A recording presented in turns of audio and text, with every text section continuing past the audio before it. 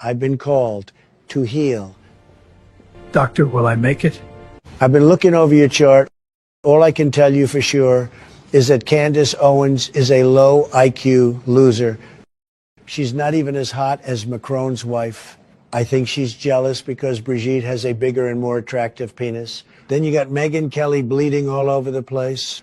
People are saying Candace should be on a teeny weeny submarine. Sad, very sad. Yeah, I'm just a Kurp. Yes. I'm only a Kurp, and I'm derpity derping on the interwork. Well, it's a long, long skirt to the viral serp. It's a long, long work while I'm stuck in the commerp, but I know I'll go summer.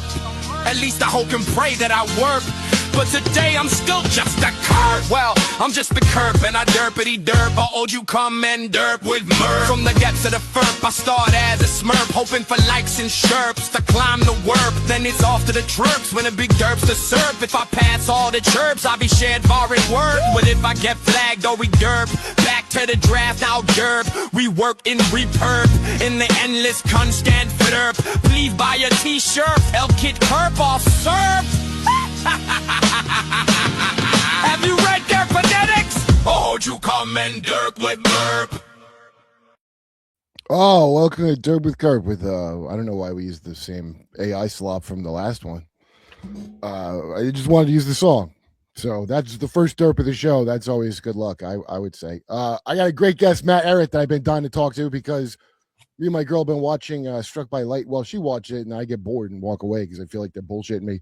But Matt Ehret, I seen on Tripoli's show explaining the Oneida cult because I have my suspicion. I don't think people just shoot presidents. I ever since, and I got to give credit to that dude, what's his head? You know, the guy who saved Western culture, Sargon, the Gamergate guy. I heard him say this once, and I swear to God, what a great point he said, though. He goes, I've never understood why Americans have to shoot their president. It's not like a king that's going to be there forever. Like it's 4 to 8 years. What you need to actually do a whole murder? Why would you have to do that? Boy, that's a great question from him. Why the hell would you have to? Well, I would never have to. Some oligarch who's really in charge would have to, though, right? And then I started looking into it, and I mean, Andrew Jackson, I think they tried to have him whacked because that crazy guy thought he'd be the king of England if he killed Andrew Jackson. You know, where he beat him. And you know a bunch of stuff about Jackson too. So well, I don't know about necessarily the Jackson story of his assassination attempt or the person who tried to kill him, because it just smells a little bit like creative fiction where it's almost too perfect of a story, kind of like the mail courier who's like carrying around a bunch of letters in 1776. He's struck by lightning, and then farmer in. Huh? I don't know that story. What is that story? Well, that's a different story. So I was going to link it up to it because that's the story of Adam Weishaupt and the discovery of the evil Adam Weishaupt. Is that how they say that they found? Are you telling me that's how they say they found that? That's the story that was cooked up from like John Robinson back in the 18th century. Was that there's this mail courier and all of a sudden he dies, gets struck by lightning, and then some farmer discovers these burnt up letters between like Cato, like Nag Hammadi texts of well. Yeah, right. Like, pretty much. Say like, we're plotting to take over the world, and it's very Protocols of Zion language. You know, like who talks like that? I've seen that Protocols letter rewritten 5 different ways for 5 different genres of things, including a modern Illuminati one, the old Illuminati one, the World War III. I mean, that Manzini one with and it's all like it comes off to me like, well, I'm sure this is true, but I doubt this is the minutes from a meeting. It sounds like you're writing your shitty intentions purposely in a fake thing so that people will go, no one would do that. It's what it sounds like to me. But it sounds exactly it's a very limited hangout, and then they can tell you about like 95% factual truths, but then that 5% of Trojan horse is where the devil is located, right? So same sort of thing I think with the case of like the revelation of this grandiose conspiracy by the Illuminati under Adam Weishaupt's control. I think that it involves a lot of true revelations that were brought to the surface by that. Right. But at the same time, the directing attention away from these ancient mystery cults, and all of a sudden it's just this like one dude who's like a pissed off school teacher, Weishaupt, who wants to like reform the world. It's very Jay-Z marketing. Yeah, Which he did market on purpose, and his former assistants are like, whether I'm not saying he's in the Illuminati or not. Although I do think now the Illuminati is like Ciroc, like it's more of like a black people thing now. But it's owned by England. But anyway, he all this is that he knew he was trying to push that. So just think of just a rapper, just marketing. Never mind any real Illuminati thing, just as marketing and what marketing is. It's very easy to see a pattern over and over. The thing I'm blown away with when I started talking to Sam about the Oneida cult, and I don't know, the show bothered me. Have you seen the show? No, I didn't even know it existed. It's on Netflix. This is like a show on what, Netflix? Okay. Yeah, it's, I don't know, Death by like Lightning or death something like Death by Lightning. Oh wait, is that what it's called? And this is actually a show about the Oneida cult. Who's the guy? He was on Boardwalk Empire. He played the corrupted FBI agent, and he looks like a big Frankenstein. Good actor. Mark, you know who I'm talking about? Michael Shannon. Michael Shannon plays Garfield, and then I don't know the guy who plays Charles Get Out, but he's you know, he does look smelly. I mean, he nails that part of it. But when they show the Oneida cult, it'll be like just flashbacks to the stuff that you could find out from Salmonella University video on YouTube where I first heard of this. So, so I'm like, this isn't, I know there's more to this, and I don't believe in this guys that just like, no one would really do that. You know what I mean? Like, why would they do that unless you were conditioned to do that by somebody? Absolutely. Yeah. No, I do think that, and do they in this show actually treat in depth the Oneida cults in any, no, it's just sort of a adjacent thing, or they're not even talking about the eugenics aspect of it, or the pulling out and let you know you got or you got unless we say the sacred incontinence. No, so there are no. That's one of the things that kind of got my mind to start moving in this direction early on, was the fact that I couldn't let go of the fact that I'm Canadian. I'm Canadian, so we don't have, like, I never was raised with an American education. I didn't have imbued within me any kind of sense of pride, even in the national myths. But the amount, when I started looking more critically at the world from this more conspiratorial lens that was helping me recast a more truthful representation of what caused my current world and all this insanity that I was discovering, was the death of American presidents. And the fact that so many American presidents died while in office. And America is it's a very young country. But despite that, there's been 8 presidents who died while in office of an otherwise very, very young country. And you're like, is there a connection between these various cases? Because 4 died clearly by bullet.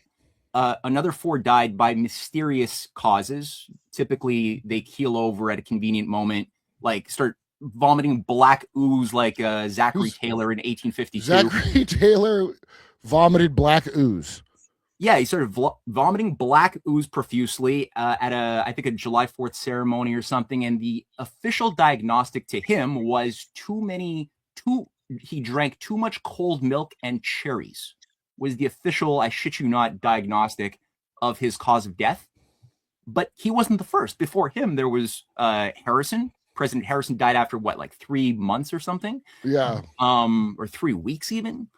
William Henry Harrison, he died in 90 days. I think it's like that, like 3 months. Yeah. So like that was, that's an anomaly. And they're both Whig presidents. Like they're both coming out of this party that later on gives rise to Abraham Lincoln and forms the Republican Party in 1856. But then you're like, okay, Lincoln dies. Then you have Garfield that dies. Then you have McKinley that dies.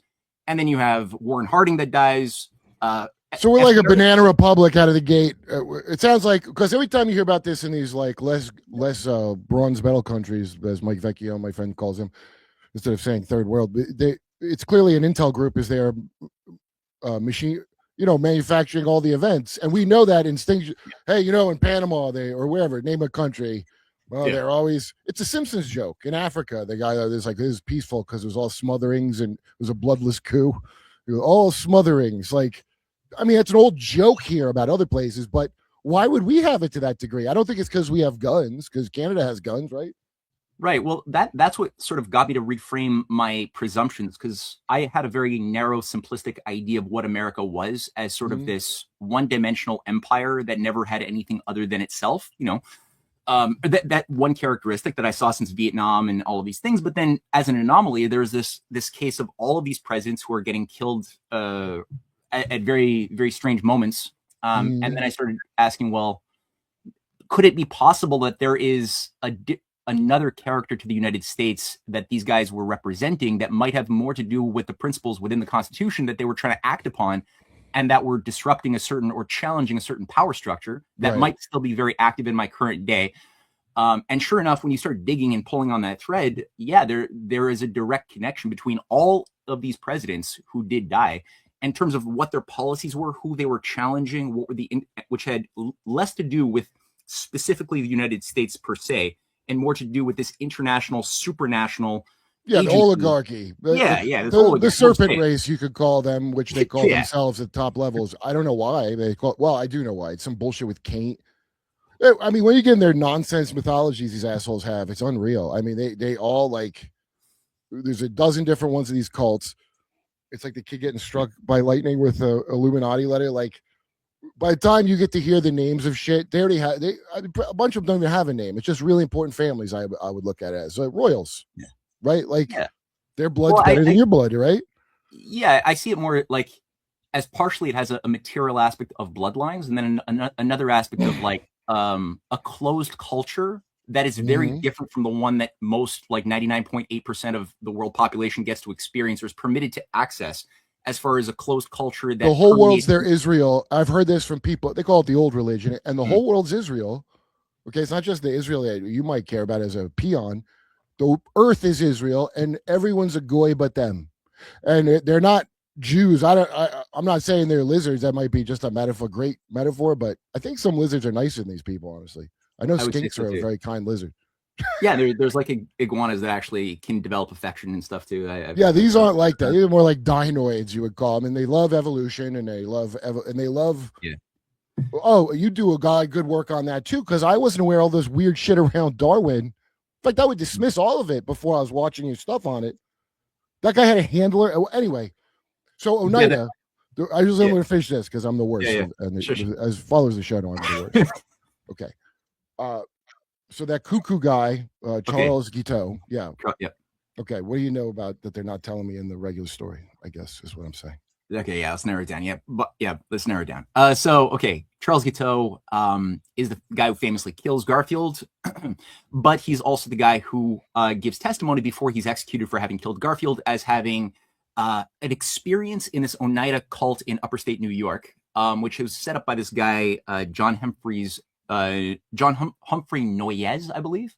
Okay, that name's familiar. A Yale Divinity School graduate, tied to a few high-level Scottish Rite assholes who set up the Skull and Bones. This is already in the 1820s. The Skull and Bones is to be set up in 1833. So he then the narco pirate organization.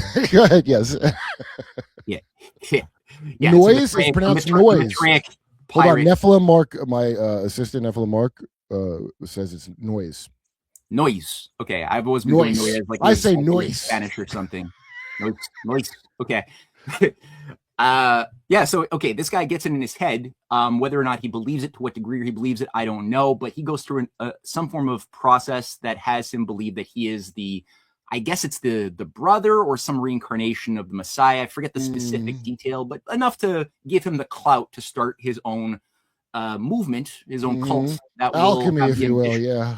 Yeah, it has the ambition of remaking all of humankind at some point. So it's sort of an incubator, as I think almost all of these cults are, and there are lots of these cults, by the way. I grew up Jehovah's Witness.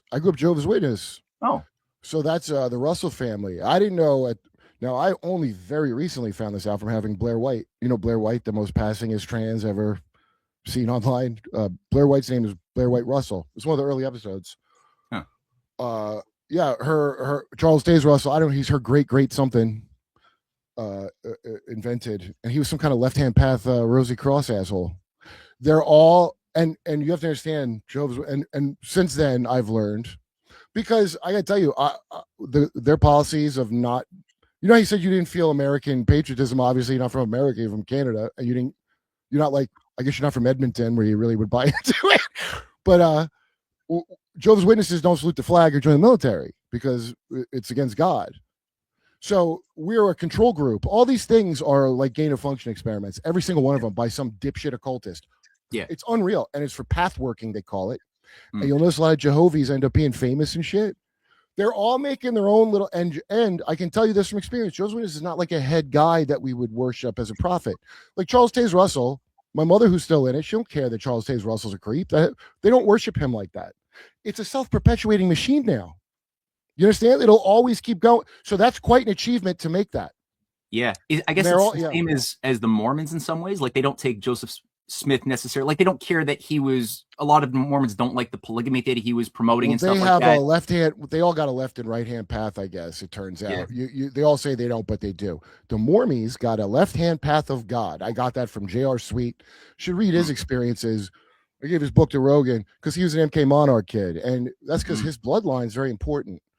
He also says shit, because of his book, and then I have good fans on here though. Will give me good info a lot. I didn't know Gail Pooley, his shitbag CIA uncle, was a guy that does podcasts on abundance with Jordan Peterson. That was a surprise to find that out. But Gail Pooley, in my opinion, is a fucking CIA fuck and a dark occultist. All of them are. It's all NLP, Tony Robbins bullshit taken to just absurd. The Oneida thing, like, why would that come up at the guy's trial even that he went there?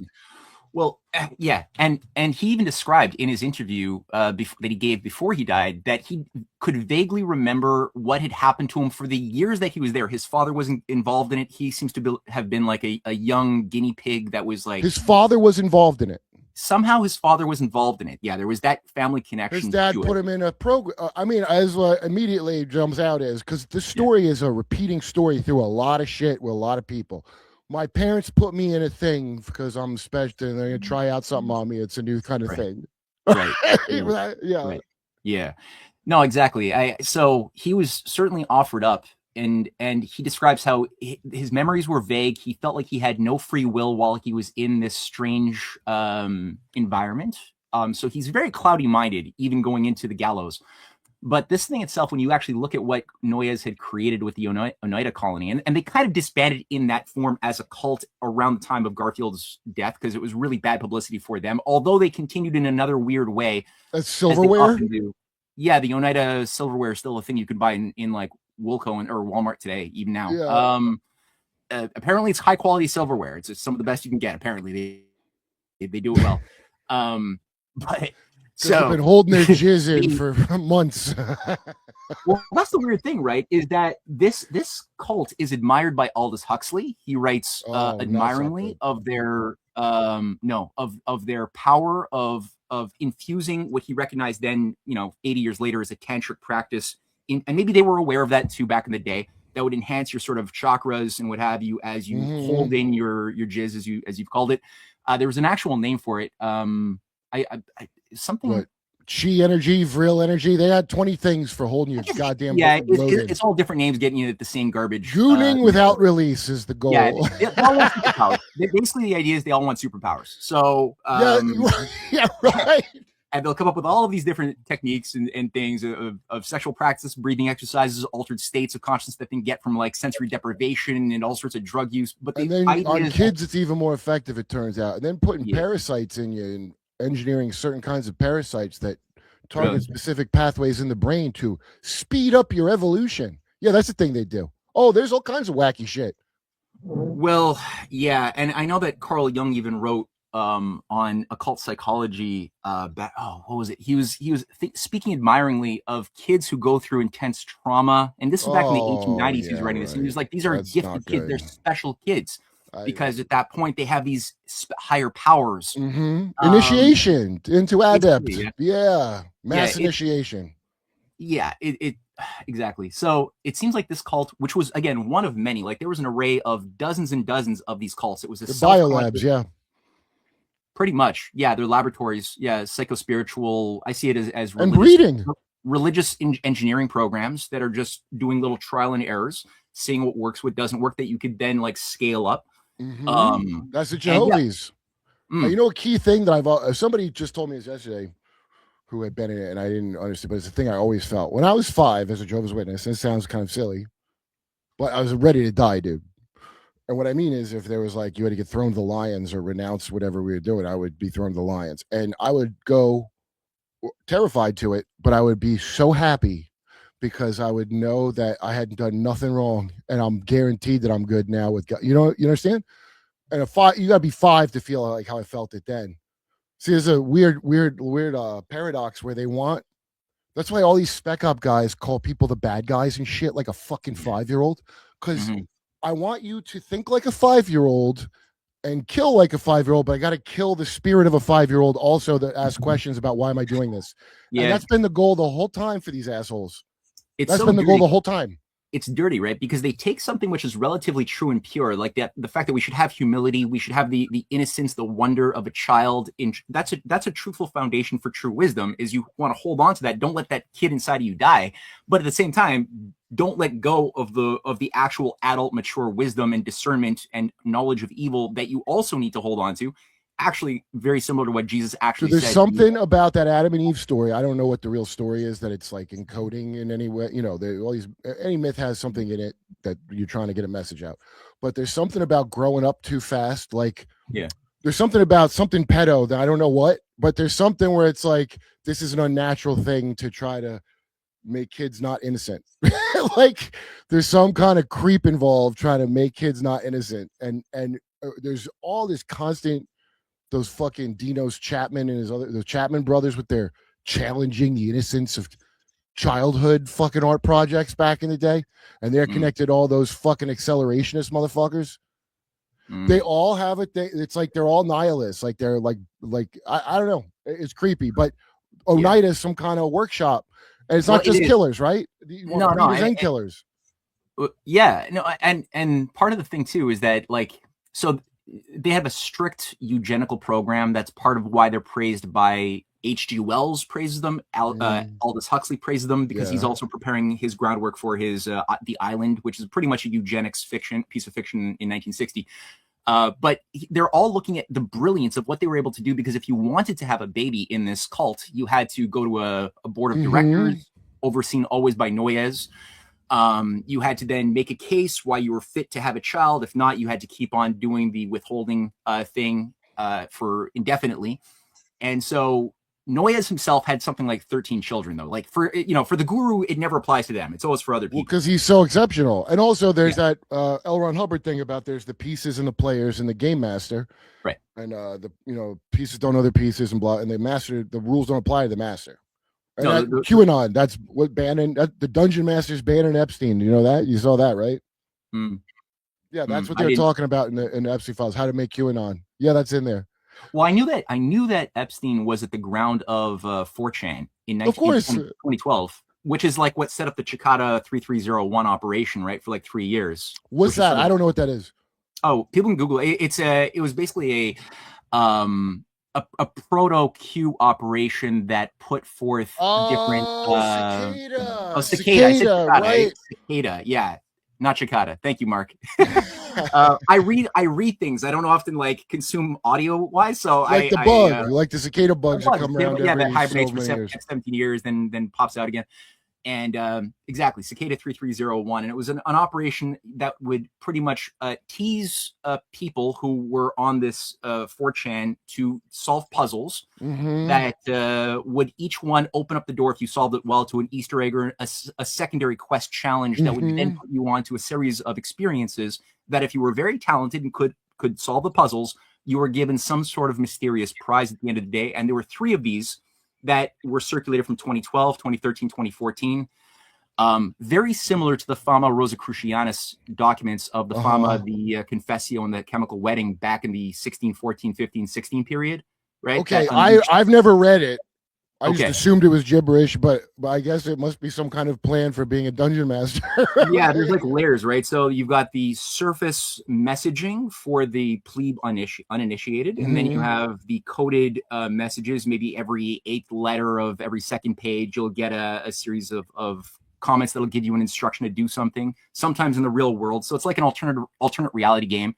And basically it would pull people into these exciting quests whereby their experiences that they would walk into would then be very controlled and curated. And for those who would pass those tests, would then find themselves initiated into something that would make them assets that would do something like, let's say, unleash the 30 Years' War.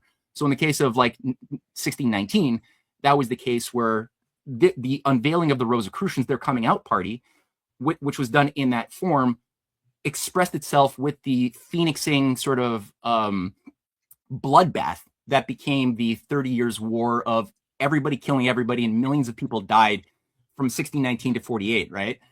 I mean, it's like unleashed by an after-school movie about Dungeons and Dragons danger starring Tom Hanks. I'm listening to right now. Yeah. They take it too seriously, and then real deaths, real deaths happen. Yeah, exactly. So I sense kind of like that kind of thing where, you know, you had the promise of a golden age by Frederick V, the Palatine Emperor of or the Elector the Prince Elector of in Prague or in right.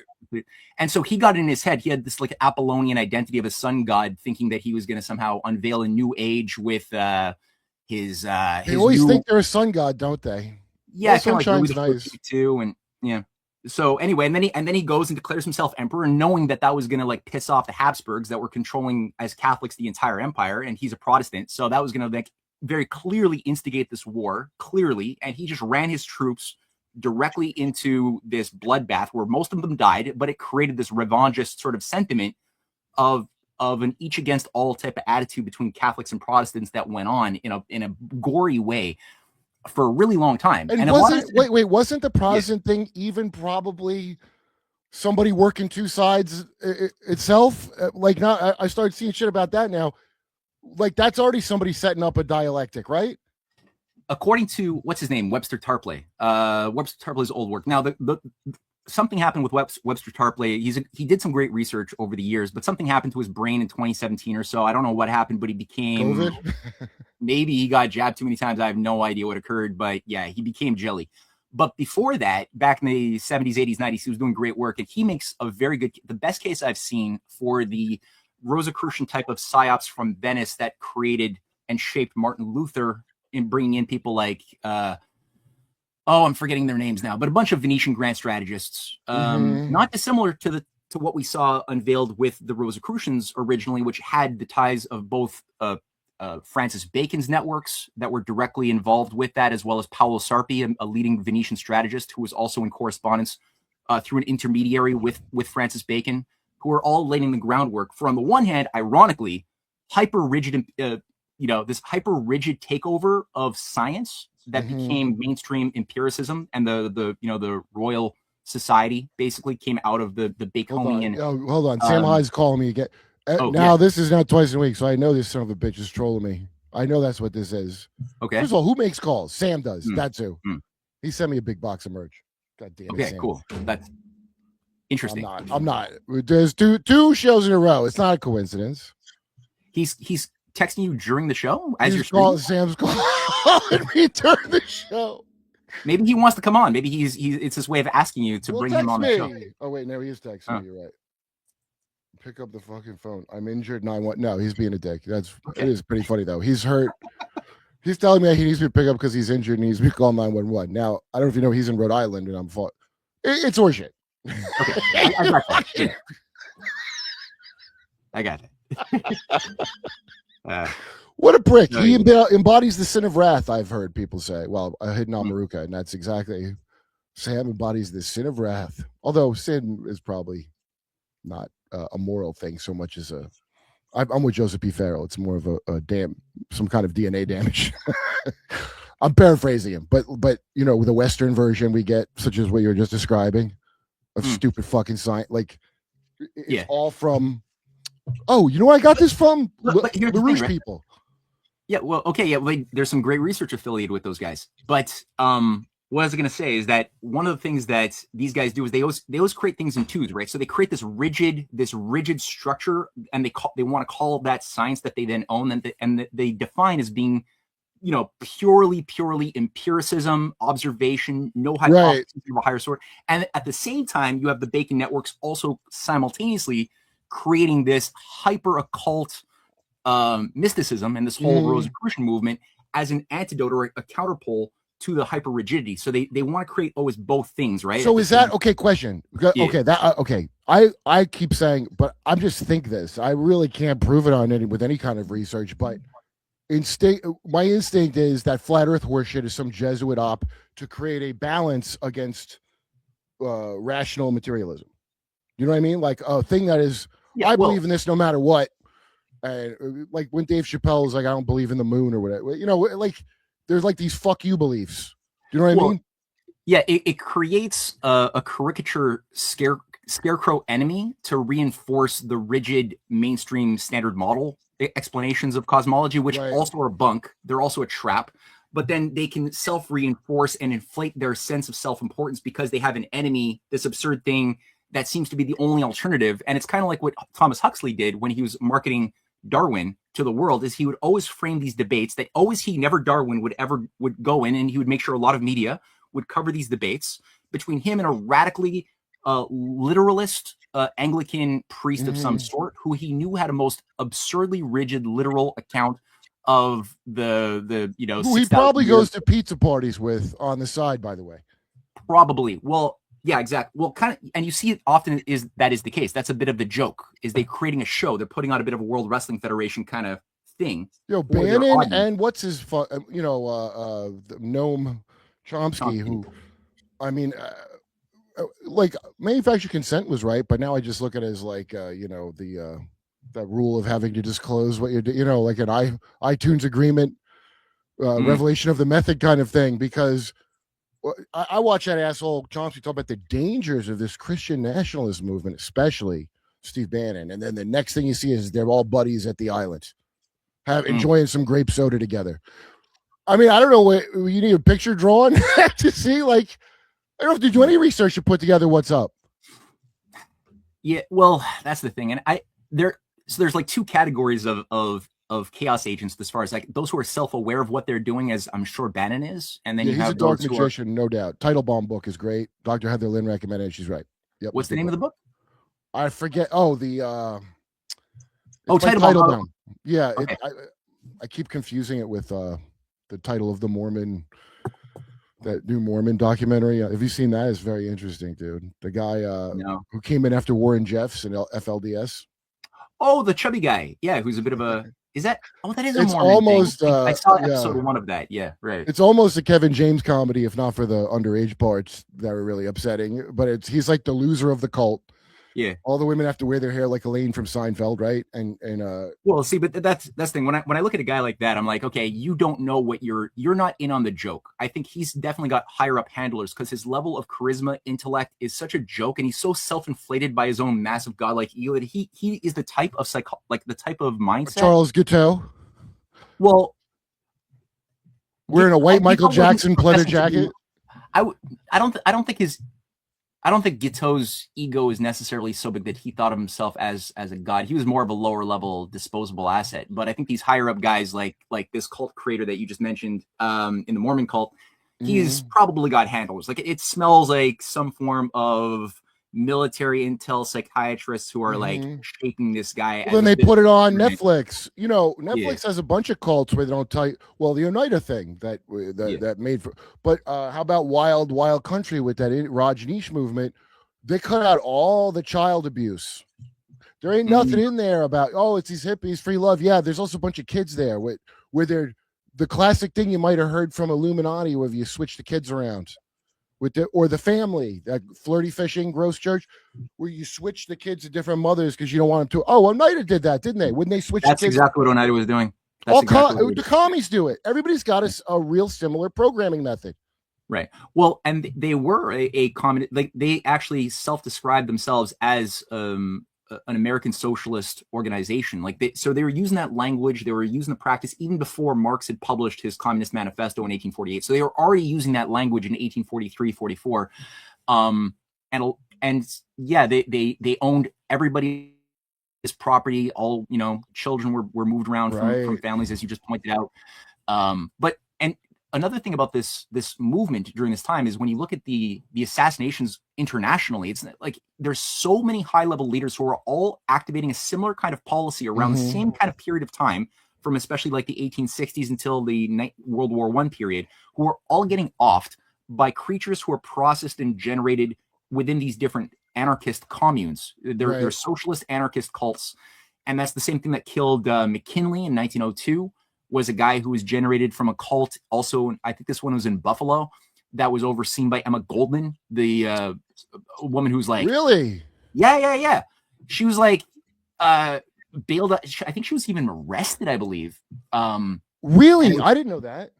Yeah, Emma Goldman. Yeah, she was directly over. He saw her. The murderer of McKinley saw her as almost a priestess, godlike figure. So that's the occult thing. That's the.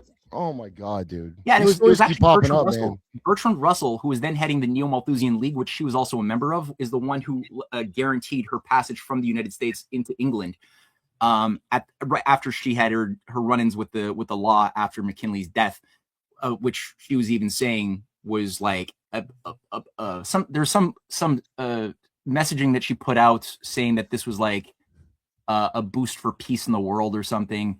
And she encouraged this assassin even after he was caught, saying he did well or something. So what is it? So that's your wow. All these wind-up toys, they've had them for a while. So Andrew Jackson could be a fake. Even John Wilkes Booth, that's another one too, right? Like John Wilkes Booth. He's an actor. That's a dead giveaway. Right. Well, already, that puts your mindset in a place where you're more easily put into an altered state. You're more easy to put into some other person's imaginary shoes as part of the brainwashing.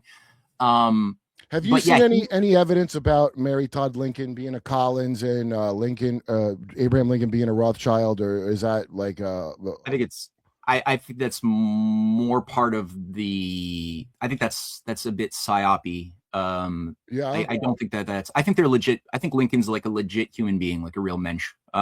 Which is why he had to get offed in the mind of his enemies. But when I have a chapter of this in one of my books on the Clash of the Two Americas, where Canada plays a directing role in the murder of Lincoln, and the Confederate operations are big in Canada. Actually, I'm looking for my book right now. It's called. Oh yeah, dude. No, Canada is so bad. So the British, because it's a British colony, it's not a real country. Yeah, right. And the British gave guarantees for the Confederates to set up their intelligence headquarters in Montreal and Toronto and Kingston. And during the entirety of the Cold War, the Civil War, operations were being run in terms of like banking warfare from the Canadian banks against Lincoln, terrorism, like the Albany raids and other things were being launched from the Confederate bases in Montreal. And John Wilkes Booth even described, I think to a letter to a relative, how he spent 5 weeks in Montreal, where you had the St. Lawrence Hall, which is still there in Montreal, where that was the Confederate headquarters. So were Jesuits in that too? Jesuits were all over Montreal. Jesuits run Quebec. Yeah. So he describes this 5-week period as having been something he could barely remember. This was like 6 months before he goes down to kill. No, less than that. I forget how many, like 3-4 months before he goes down to kill Lincoln.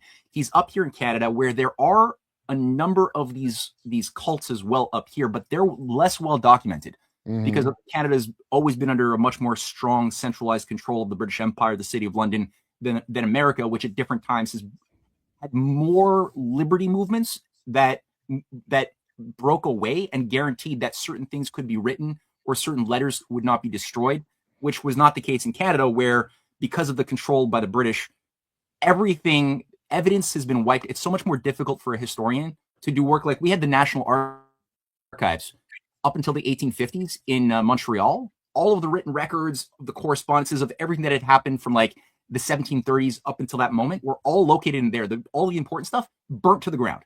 So they just continuously just destroy evidence. So it makes it very, very, they can create their own myths, their own national stories more readily.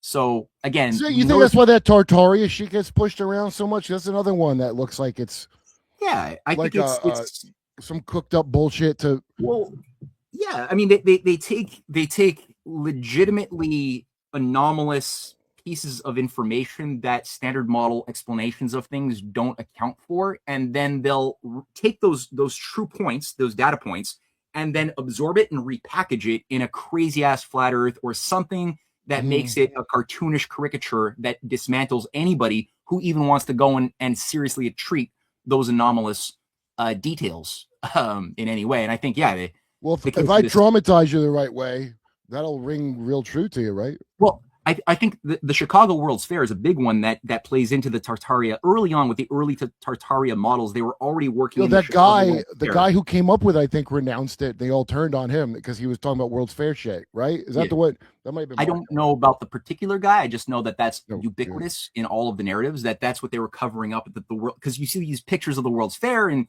There's a lot of high technology. It seems like, so they're like, oh, that was actually not something created by humans or whatever. That was already there in this Tartaria Tartaria global, civilization. Wait, that's like not doing a lot of other research to just go to that. That's like you must have not looked into like 20 other things that you should have looked into to just jump on that. Well, I think that the reason why they tend to do that, though, is because it is such an important moment where that was, I think, a religious takeover by the theosophists of the U.S. culture, was that World's Fair, because that also accompanied the World Parliament of Religions at that same fair, at that same moment in time, which was a psycho-spiritual coup d'etat by the occultists that they don't want us to look at that side of it. So Reagan was a fucking theosophist, by the way. I knew he was getting seances in the White House with Nancy. All them presidential families, they're all fucking stupid new age theosophists. But unlike, the morons who are into it here, they're not getting the dumb kind of horoscope that like you would get in your paper or something. And they're not getting the fake horoscope computers they handed out to third world leaders to give them phony predictions. You know about that story, right? The CIA made those horoscope computers. Yeah, they get the ones from whoever's handing them down, where it's like a statistical science at this point, as Joseph P. Farrell puts it. They have stuff like that. You just don't get to know. You get shit. You get bullshit. So Trump, for example, like what is he auditioning for right now to be? Because on Truth Social, do you ever retruth any of his truths? That's what they call it on Truth. I mean, I see the posts that go around. Yeah. So he healed. He's that's what that last week's AI that was up mistakenly was making fun of, is him as Jesus laying hands on someone, and he goes, "No, I thought it was just a Red Cross." Oh, yeah. It was actually like a Chaldean Magi or something, right? Yeah, what the fuck? What is somebody was passing around images of the tarot card of the sorcerer, and which it was garbed exactly the way that his AI painting was garbed, or I don't know if it was an AI painting or what, but it looked kind of similar with the inverted pentagram and what have you. These signals to more Oneida type Charles Get Outs, because I thought this before that kid with the hair lip that they're not looking into. This is why I think Trump's an accomplice to his own, which I didn't believe at the time, because I'm like, the guy got really killed, and I don't think it's hard to believe that the other side wanted to kill Trump. It sounded like they did, right? Yeah. But then when Trump doesn't want to investigate any further, that's when I feel like I know I would look into that a lot more if I was Trump. I would just move on with it to war with Iran for no fucking reason. Yeah. Then I find out from Dr. Heather Lynn that the ear thing is some ceremony to say you're a willing servant of Israel in either, I don't know if it's the Torah or the Talmud. Oh, and Charlie Kirk got hit so his nefesh could spray out of his fucking neck. That explains now the feet kicking out of the wind. Kosher slaughter. And so Trump's in that kabod cult. He's some kind of new money, I'm guessing. He's not one of these bloodlines from Western Europe, because you could see they don't like him. I don't know which one, but you could see that he's allied himself. Okay, so there is who's named Kirill Dmitriev, who's a bit of a weird character on the Russian side of things, the official Kremlin spokesperson to engage with the United States. Kirill Dmitriev is a fishy character. I don't trust him at all. He's got Stanford connections too when he was young, and a strange scholarship into the United States in the 80s that I think put him through an experience that I really don't trust. The same type of thing that was going through Peter Thiel's world at the same period, at the same place. Yeah, what is Peter Thiel's? I assume he's some kind of bullshit Templar. Yeah, that's a whole thing unto itself, right? But yeah, we could talk about that. This guy put out a tweet, Kirill Dmitriev, about Trump, saying that Trump actually he's from a descendant through his mother's line of Robert the Bruce, and well, that's not good. Not just Robert the Bruce, who's the guy that gave protection to the Templars after they went underground in the group, but then also I forget which. I think it's a Plantagenet king. Plantagenet. Oh, so dude, I gotta say, so that's them trumpeting this shit. That's where they get the little glimpse of what the real countries are, and like, is that because he's laying claim to all this shit, and they're all, and dude, when I'm writing for shows in New York, for example, I remember all kinds of people in production stuff, and the people from like pretty wealthy, they all looked at him like he's not a real billionaire. And I'm like, okay, let's say he's a 900 millionaire. Like, who gives a shit? Why are they so? But that's because that's his little pushy bloodline thing, right? And he's got a trumpet that he is related to. That's why when he talk about his daughter, I bet, and people go, oh, he wants to have sex with his daughter. No, it's a eugenics statement. Look how great my genetics are, right? It's not like they're all about this shit. And so he's fighting for this golden age. I don't know. Are we not going to do the techno Satanist? We're going to go back to organic molestation, I guess. What's the idea? Yeah, it's you know, I for the longest time wanted to give him the benefit of the doubt that Me maybe too. maybe he's not aware, or he thinks No, he's that aware. he could. Yeah, I know. I'm saying like the mindset we were formerly in, as I was trying to say, Well, like, okay, he's maybe, not. maybe People you're think he's trying to like, demented, huh? right? People say he's demented all the time now. And I go, that okay, somebody's doing something to him, Yeah. okay? Because he sounds. Well, It's all this like isolation and retarded talk, and he knew how shit worked just before he went in. Yeah, like the fact that he was vetted to buy up Resorts International, which has always been a CIA front going back to the earliest days of the Cold War, back in the 80s. Really? Yeah, like that's not just anybody who's I didn't know allowed to do that. Yeah, that you have to be quite highly vetted and trusted if you're going to be permitted to buy this massive, super important CIA front agency that's been used to basically organize all of the international syndicates and what have you, right? So there's always been, and I'm still thinking, I was still thinking for a while that, okay, maybe he was playing the game, had, as we've seen some cases throughout history of people who were able to play the game, play dumb, play Right. corrupt, and then act on their conscience when the moment arose. Mhm. Maybe. But things add up that make it more and more unpalatable. The dead bodies, for one. I'd say the piling dead. The piling dead. Well, also his choices, too. Like, you've seen the movie Devil's Advocate with Keanu Reeves and what's his name? Pacino. Pacino, yeah, playing the devil. He actually allowed his apartment, the apartment where you have the billionaire real estate magnate of New York, who carries out this horrendous multi-murder of like 3 people, including a child. The apartment that guy lives in is Trump's apartment. That's the 666, or is that the I don't know if one? that's the address. I just know that that was the famous apartment that he currently lives in. So it wouldn't be 666 because I think they sold that. BlackRock helped do that deal. Yeah, but it's like this Apollonian, massive gold gilded apartment. That's the same location he gave permission for that dude who was protected by the devil to live in the film. And for me, it's like Home Alone 2. I get it. That was like a fun movie. You could do a cameo appearance. I that's cool. But of all the movies out there, that's the particular movie you give permission to participate and help build with a mock-up of yourself as an archetypical character living in your house who did this murder. You got to prove you're qualified for various jobs, yeah. There's a very small insulated cult. And the thing of Marjorie Taylor Greene, when she was, he yelled at her, "It'll harm my friends."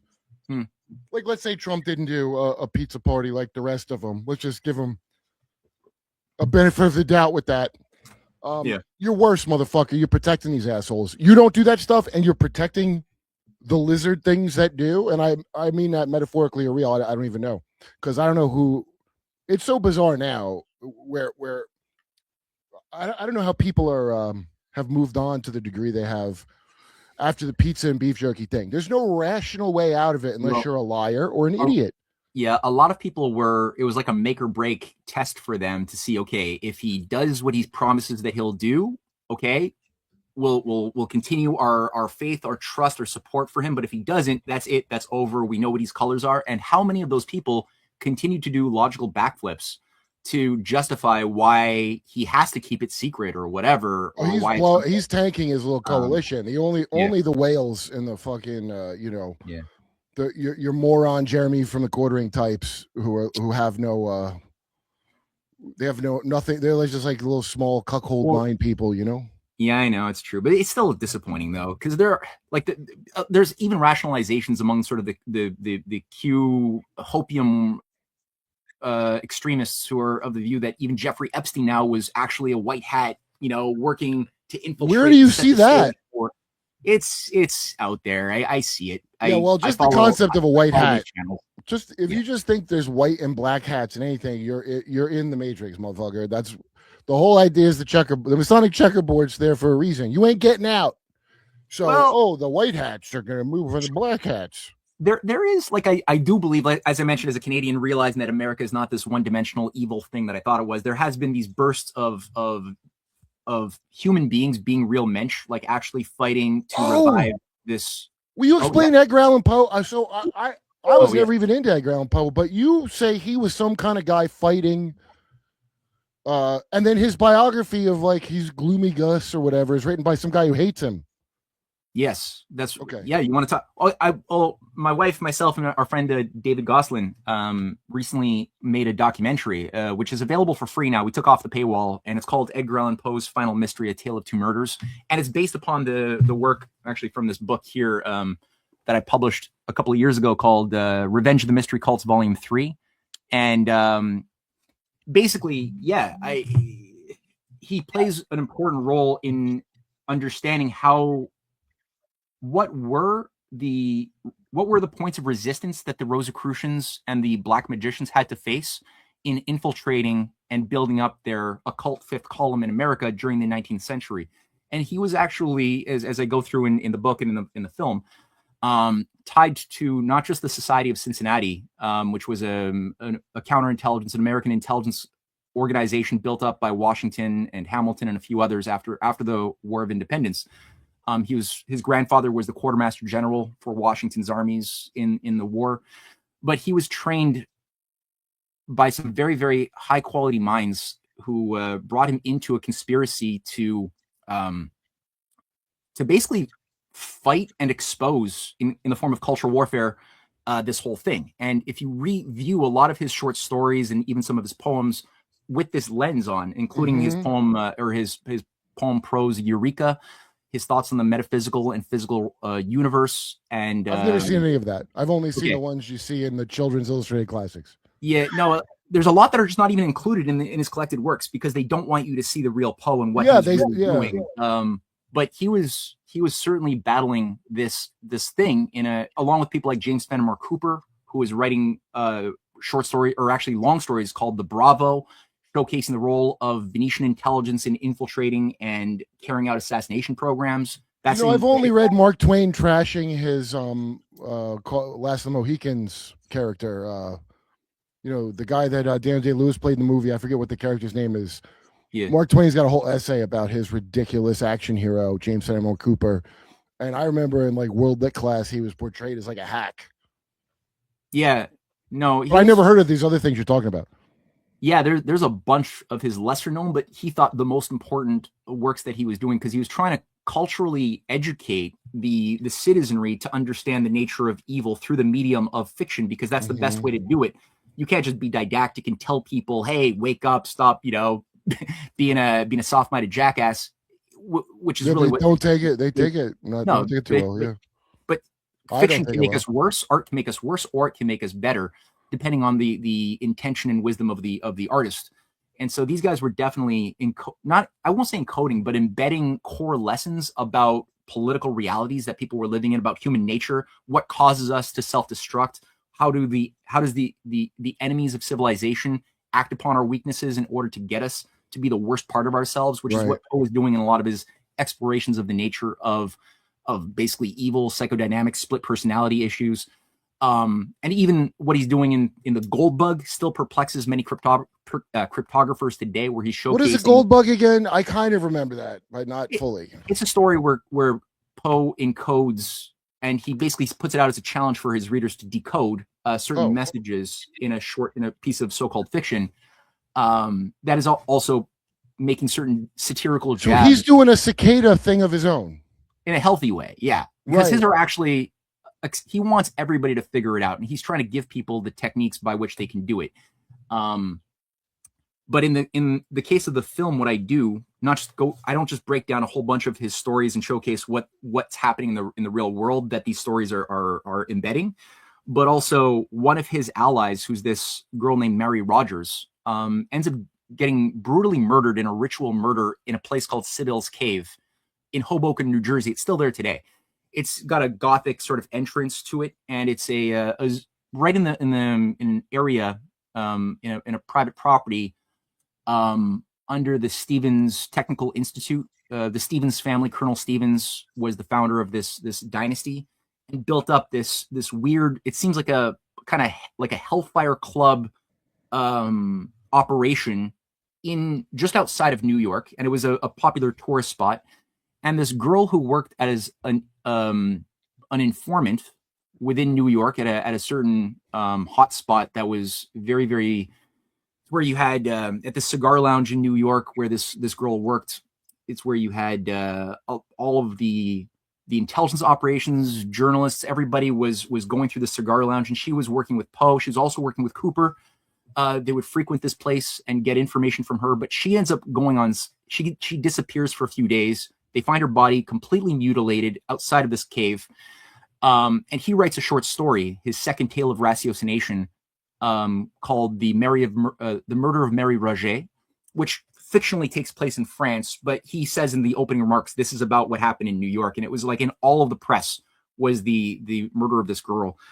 And so that caused me to ask, like, the question in my mind, like, what is Sybil's Cave? Like, why is it even there? What does that even mean? And wait, right outside of it, Sybil, like Kybel or Kyblee, or I was calling her Kyblee. How? No, I think it's the same pronunciation, but it's a different spelling. So this is the Sybil that's more broad. Sybil. Yeah, I think Sibyl, or I don't know. Yeah, maybe Sybil. But which is more broad for the term of the oracles, the high priestess oracles that would be channelers of the ancient times. And there were 11 dominant Sibyls of the ancient world. The Kumean, the Apennine was one of them. The Sibyl at Delphi at the cult of Apollo was another one. That's where they drug up some girl and then they use her like a Ouija board. Yeah, exactly. Right. And they have sex with her. The high priests have sex with her, and then they interpret what her utterings say when she's. That's why they're doing that shit to kids in these fucking programs, is because they're duplicating that. Yeah. Because it turns out traumatizing because kids have wonderful imaginations that you can traumatize to the point of unbelievable things that, like, I wouldn't even talk about on the show because they'll just like ruin. Like they're so bad, it ruins even talking further about the story. Like, if you were writing a story, you would cut that out because you're like, there's no need for that. Like, this is like, what are you, like a 12-year-old trying to make me sick? Yeah, it's that shit. Right. Yeah, exactly. So it's what I discovered in the course of my research of this thing and who this family was and who Mary Rogers was, who actually was tied to the Mathers. She was she was actually a multi-generational heir to the Mathers dynasty, which is, I think, part of the curse that the witches. I assume you mean Jerry Mathers, the beaver. No, I'm joking. Yeah. But all that to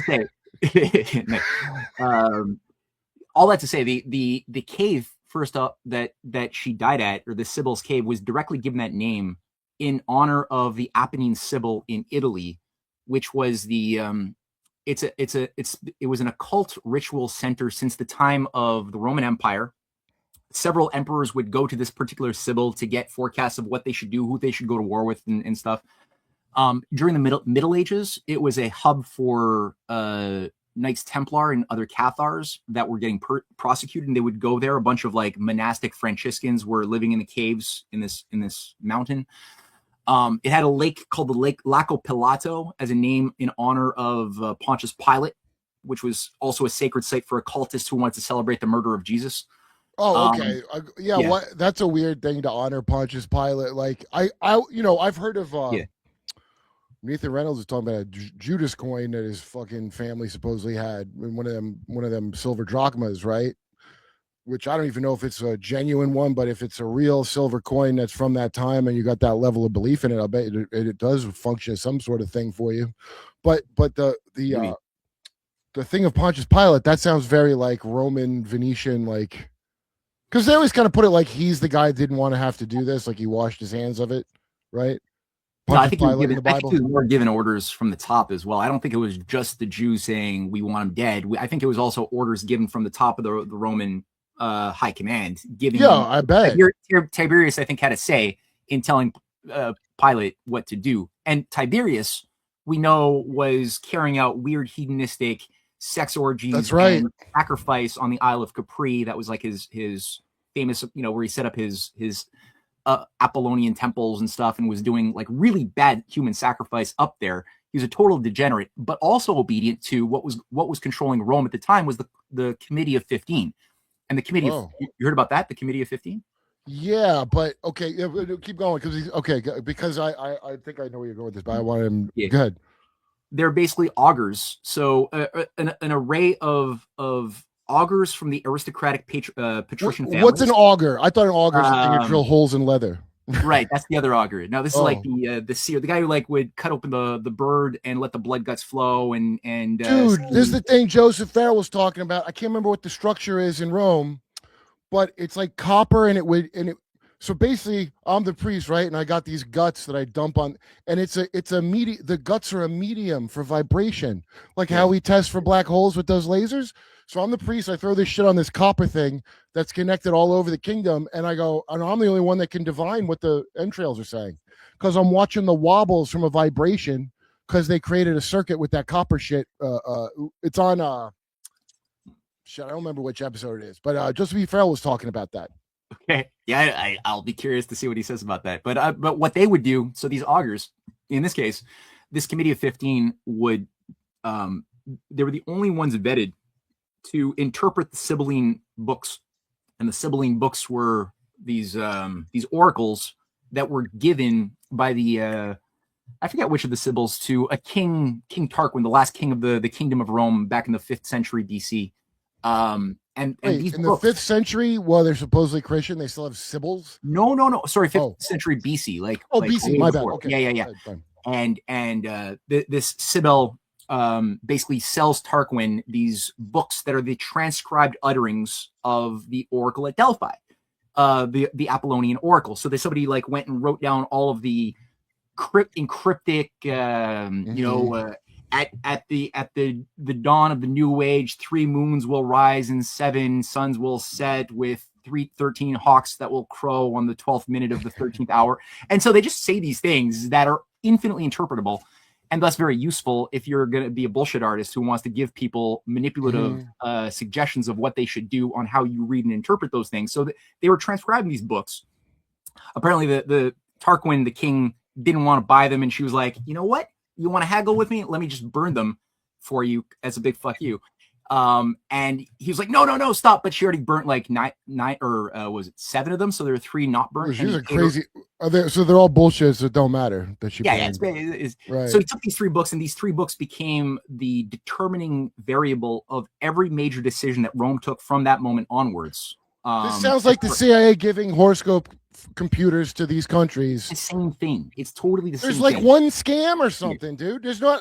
Can we have 2 scams? All right, guys. Yeah. Sorry. Well, it's like, you're right. And it's like these spiritualists being sent in and deployed with their teams to go into White Houses. Like so many presidents, that even the Prime Minister of Canada, William Lyon Mackenzie, King, was prolific for getting advice from oracles in the Parliament building in Canada in the 1920s and 30s and 40s, telling him, do I go to war, or do I make peace with the United States? Like, what should I do, mom who's been dead for like 20 years?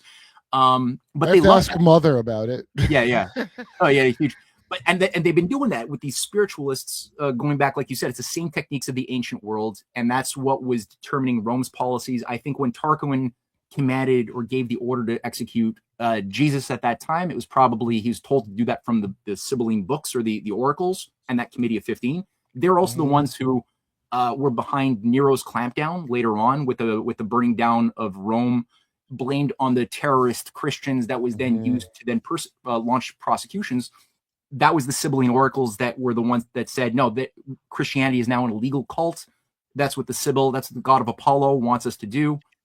Apollo. Oh boy. Yeah. Well, Apollo is a solar deity, right? He's up there with like, he's a prototype for Lucifer. Yeah. Well, I heard he's dead. He ain't up there. He's somewhere real bad. And I've heard like the craziest shit about Apollo, because it keeps coming up, and then you get creeped out because you think of like, Conrad Black and his Apollo capital, and all these fucking things, and just the Olympics. Like, why do we have that if everybody's so offended at a Dionysian ritual that one year?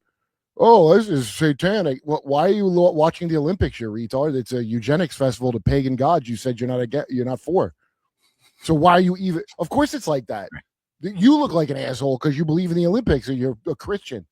Eugenics festival to the Illuminati. Anyway, wait. There's a whole reason I brought it up. Sybil, Edgar Allan Poe. I don't know. No. Because you told me that what's his name before we started? The Oneida guy. There was something involving the Kybell cult with Addis. Okay, that's very difficult to research, but I have encountered claims that showcase that the Attis cult was infused into, which is more of like a feminine cult, versus, let's say, Mithra, which is more of a masculine cult. They always work together though, and their temples are typically built together. But the Sibyl cult, which was again very prevalent in ancient Rome, it came in from Anatolia. It had a reemergence with the cult of Isis. It's sort of sister cult. They do very similar things. They have slightly different expressions.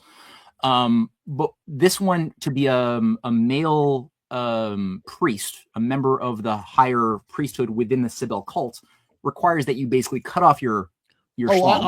I think all the trans shit now is making men into galleys of Kybli. I've been saying it for a while, because when you see the Kybli, now I like the I don't know how you say her dumb name. I'm gonna say Kybli because fuck that fat bitch. But you see her on a throne with the two lions, and it's a big blobby lady. And there's so much research into how this is some vicious, if you want to say it's a demigod or some big fat bitch that was molesting her son and then had programmed him so well when he got married, he deballed himself. But I've seen several stories of it. They're all crazy. All of them are absolutely crazy. As I understand it, Rome brought this worship in to defeat Hannibal or something. Am I close on that? They were told, bring Kybel. Well, again, that was the Sibelian oracles. The Committee of 15 told Rome during the Second Punic War in around 204 that if you want to defeat Hannibal, who's like making some serious headway, and you're probably going to lose the war at that moment against Carthage, then you have to. The Apollo wants you to go and ask the Sibyl priesthood, which is then based in around today's Turkey, to come in and rebrand herself in a Roman garb and under the protection of the Roman flag, and then he will grant his favors on you, and you will be victorious. And they did it. They basically set up. We're doing that. We've done that now. I'll bet you they brought that in as a thing for war reasons in their fucking demented heads. It's hard to get into that mindset, right? But like, I know in the case of Rome, the Roman it didn't last too long. Like, there was a big backlash after like 20 years or so. Because does that sound familiar to you? Yeah, they're like, wait a minute, all of our young men are cutting off their penises in order to like go into these altered states, and all their women are becoming whores, going into like sacred orgies and stuff. And so the Roman population organized a mass revolt against it and forced the hand of the Senate to shut down the cult, and they had to kind of like go underground. And then I think they had their next really official. They always were there. They didn't go away. But now it's Mary worship if you're a dumbass Catholic. Yeah, pretty much. It was rebrand. Yeah, and then it under Caligula it got rebrand, like not rebrand. It had its new coming out party again after 200 years underground. He's the best, that guy. And I like. Have you read Dissipation of the Darkness that Mark Windows from Windows on the World put me on? Look up Egyptian crowd controller, Pharaonic crowd control, Mark Windows guy, and I got to have him back on and talk about it. But it's free online in that archive where you can get books. Dissipation of the Darkness, a guy claiming what the origin of not Freemasons, the Masons. Freemasons come back because of Robert the Bruce, right? And the Roses Cruces and the Masons are Herod Agrippa, the one that died from being eaten by worms. And in this book now, dude, if I had looked at it a couple years ago or something, I would be like, what is this, anti-Semitism? Because basically Christianity is spreading so quickly. I theorize it's just populism. Oh, the leaders are all scumbag pedovores. I bet it did spread pretty quickly, the ideas of Christ. I bet it were popular because if you got a majority of poor people and they've destroyed the middle class, I bet it's real popular. So they couldn't confront it, and they invented Masonry. It's some Solomonic. But here's the thing that made me believe it. There's something to it. The guys he started with, his 8 friends. So he was a good friend of Caligula, by the way, Herod Agrippa. Also into Babylonian sigil magic, as I found out from Nathaniel Gillis, a.k.a. Smart Shane, as my fans call him. And they're called the Nine. You know the Nine? You ever hear of them? They called themselves the fucking Nine. And Hiram Abiff was his friend Hiram Abule, who was killed by wild dogs because that was a thing that happened back then. And as a tribute, so it's like a frat, dude, of perverts made this thing in the story. Again, I wouldn't even, had I not heard so much creepy shit about the Nine you see that pop up everywhere, up to Star Trek. Did you ever see this book, The Stargate Conspiracy? No. It's all about Lynn Picknett and Clive Prince. It's from the 90s. But yeah, the whole thing, it's the best dive on the Nine that I've ever seen, rooting it into. She doesn't go into Agrippa, though. That's an angle I didn't know about. I've never heard of it. Windows on the World. Great channel, Mark Windows. Well, this one goes into like Alice Bailey and Aleister Crowley and the Hermetic Order of the Golden Dawn. And that's why they're all Lurianic Kabbalah, Babylonian black magician motherfuckers. And that's And then I don't know how far back that goes. And then if you want to say Atlantis, but I don't, because I don't like to be gay. But they go back far. They go back far, and they like controlling the myths about their origins, because I think, they want to create a myth that will justify their self-identification as a higher species endowed by some higher power to stay above morality, above the type of laws that are supposed to govern the slave class, as a different almost species that they want to believe that those that they dominate over as masters are a different species. Well, if I eat you, you're not one of my natural law. Yeah, I'm not a cannibal. You're just not human. Exactly. Yeah, right. Exactly. Yeah, it's all a mindset, right? And that's what they do when they in war propaganda as well. You dehumanize the other side, and you make the Germans seem like they're these ogreish leaders, right? The cone-headed Hun coming to get me. The cone-headed, and so you're not killing a human, you're killing an evil Hun baboon killer of babies, right? And rapist. On Jimmy Dore, and Tim Dillon also made fun of this because they had a Zen Buddhist Israeli telling the IDF, because I don't know if you know this, the IDF aren't really good at anything except blowing up women and children with shit we give them. They're not really good fighters. So Krav Maga has never worked. Sorry, everyone. You could stab someone with a pen, I guess. That's not martial arts. Anyway, it's a Buddhist. Hey, young prince, just pull the trick. It was one of the sickest, and even though I don't like Slavov Žižek, that, Tweety and Sylvester voice, fucking Slovenian New World Order motherfucker, he had a great point making fun of it, because Buddhism is like, it's not that you're not going to murder people, it's just that, like, there was no other way it could have happened. If your head happened to go into my sword, that's I just got to be kind of like it's like spiritual Prozac. You can't allow yourself to be emotionally or invested in what you're doing, although you're lying to yourself, because if you're already like going to be killing somebody, it means that there's some emotional connection to your actions that's there that you might be in denial of. But if you can convince yourself that you're not and that you're like perfectly zen, there's no repercussions to your karma or whatever else. Well, I've had a life of hard farm work. It's like killing a chicken to me. It's so easy to figure out people's little to pervert them to your will, and they've done it for years now. And at this point though, dude, I mean, like, I don't think it's all no, they come from something, and they get to commune with something that wants new bodies, because that's what this transhuman shit is. There's some things that have bodies, some things that don't, but a lot of them want new ones, and they're not happy with the ones they got, and we're gonna 3D print them. Do you remember the guy from what do you call it? Cambrian Genomic, I bring up because it's on the Control All History channel. And I'd forgotten about it. My friend Andy Hunt had made this video from 2014. You were going to get to use CRISPR to 3D print your own monsters you fucking make up on your computer. That's what they were promising. Do you remember that? No. Well, I forgot it. But here's how I had heard of it. Not that part sounds like, really? You're going to let people do that?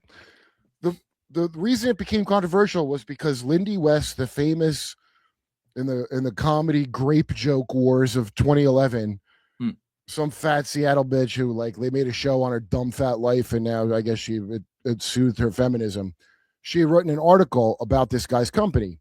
Now, and to her credit, the guy had taken some woman had done some genetic gene therapy breakthrough, and he said he was going to use it to market to make your pussy not smell. I swear to God, this is a thing. If you look it up, you're like, and so, it was a good, like, clickbait thing for a feminist rag to publish, right? Oh, what are you saying? Women's pussies stink and they got to use gene editing to fix it? Wow. So that's the least of what they were talking about. Anyway, sadly, the dude ended up hanging himself, wouldn't you know it?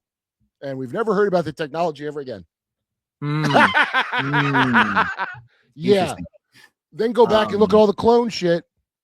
I'm not like a guy that's like, you've seen clone horse shit where people are like, this is a clone, that's a clone. But when you find out the only reason that we don't do that is because it's not ethical, not because we can't do it. It's clearly been done for a long time. So now you just proved to me that they've done it a lot. That's all you've proven to me when you tell me the only barrier is ethics. Just really, like, everyone sit and think about that for a minute. Yeah. You don't think it's so... I got to look into it, but people are a little clone happy pointing out. Well, again, I think that's why the over extremist narratives about clones are so prevalent. It's in anybody who's off the beaten path in their analysis, you quickly encounter everybody's a clone. They've got Netflix movies as well promoting this sort of thing, and I forgot the name of the clone Tyrone.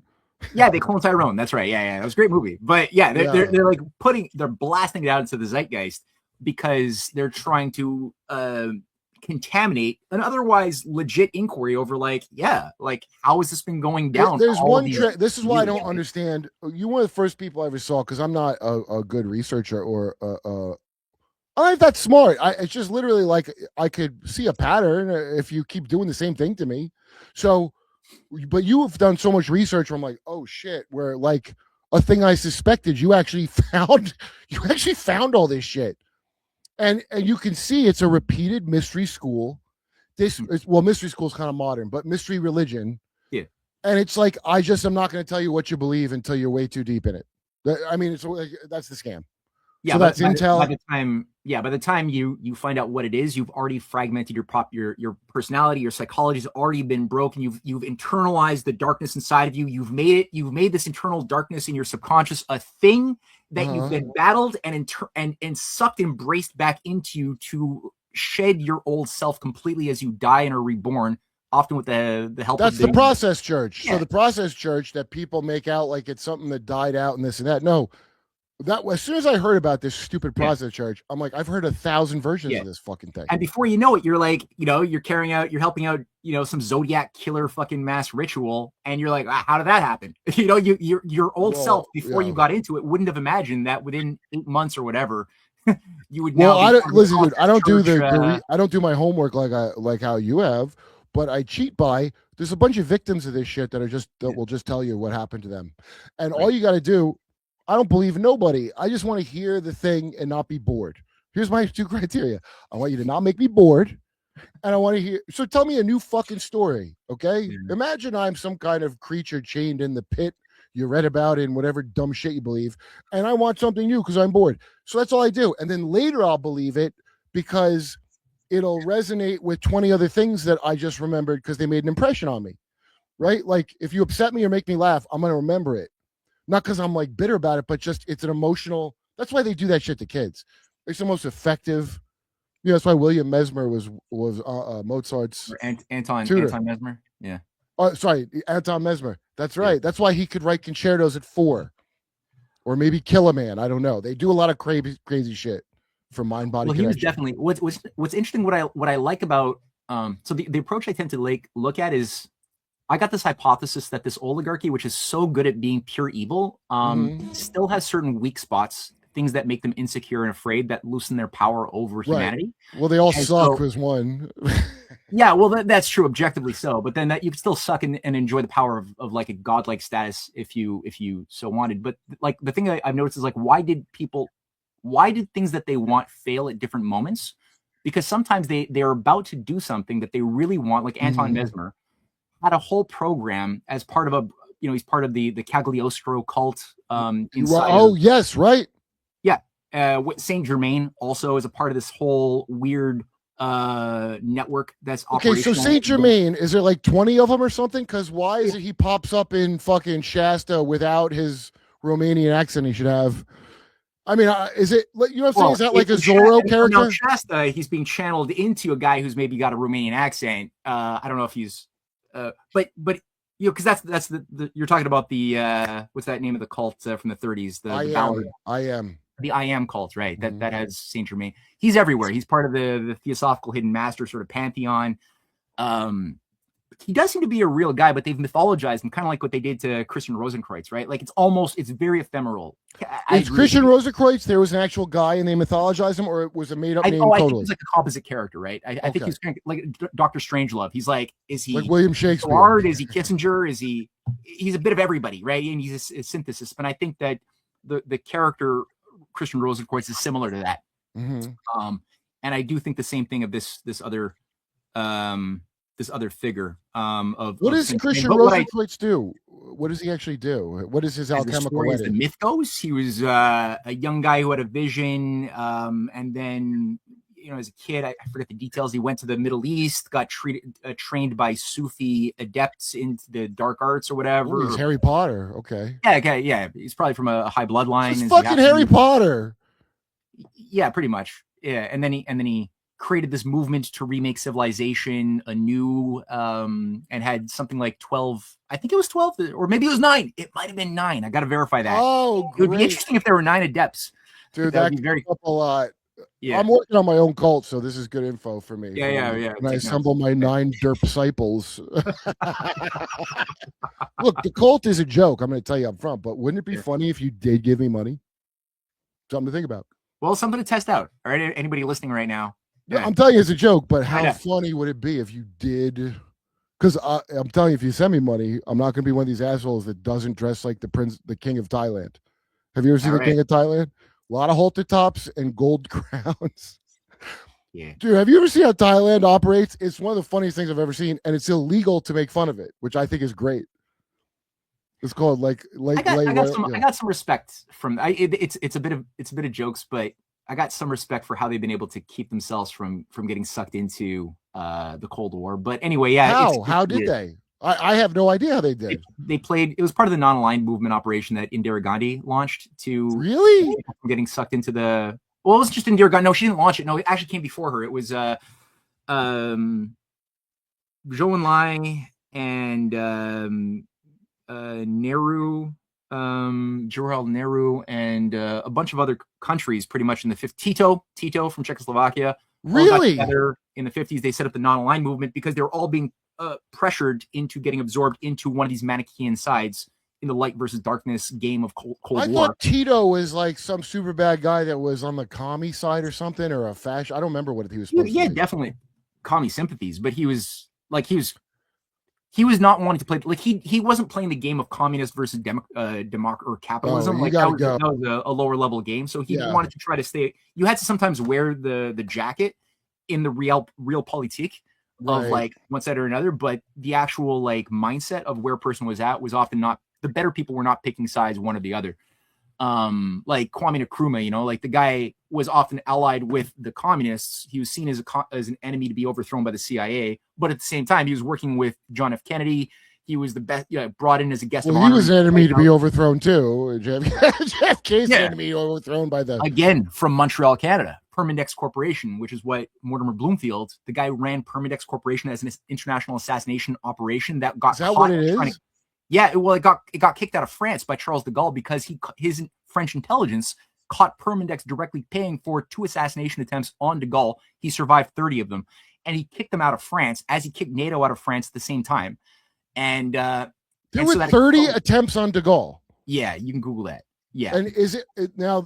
Somebody told me, but I've never looked into it, that the Castro attempts, it's kind of an exaggeration for. It might be an exaggeration, but they definitely wanted to off Castro when he kicked out United Fruits and he kicked out the Marilansky Syndicate. That definitely didn't play into the blueprint the way some would have liked it to have played into. So I think they were obsessed with eliminating Castro and getting United Fruit back in there, kind of like what they want to do again today, because that was also Cuba was a big Confederate ambition, right? If you look at the Albert Pike operation of the Knights of the Golden Circle, which John Wilkes Booth was also a member of, they had a plan to create the empire of the Golden Circle once they were victorious in the Civil War. The idea was not just to remain 13 slave states; it was to expand, and they even published diagrams of this empire that would have its center in Cuba.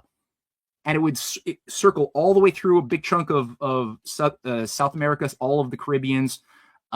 Mexico was supposed to be under the control of Napoleon Bonaparte's grandnephew, Maximilian. Now, do you think that has anything to do with that obsession of that zone around there that they all have, and including Ghislaine, the citizen of Terramar or Earthsea? Yeah. Because that's where National Geographic had those photos of them big pyramids that were never spoken of again, except... I need to look more into that. That's fascinating. Dark Journalist. Watch Dark Journalist. Yeah. Fucking dude, Colonel Sanders' daughter and fucking Ernest Hemingway's brother. It's so crazy, but they're all obsessed with this section. And so a lot of this has to do with Atlantis, America's new Atlantis, and blah, blah, blah. I could speak to it from the standpoint of like geopolitical motives and partially the myth of empire had a lot to do, I think, with the island mythos. Like, this is what the British Empire used as, like, we are the people of the sea. We are of a higher we have a higher destiny than the land-based people. And so they were using this mythology when they were engaging with the Japanese to say together, hey, let's create an Anglo-Japanese alliance, because, and this is like 19th century stuff, before World War I even. They're like, look, you are also destined as an island people to be the overseers of that part of the world. Basically, all of Asia should be your slave colony, just like the world is our colony. And well, they shouldn't have said that to them, because to this day, Asia's got a real bone to pick with the Japanese for that.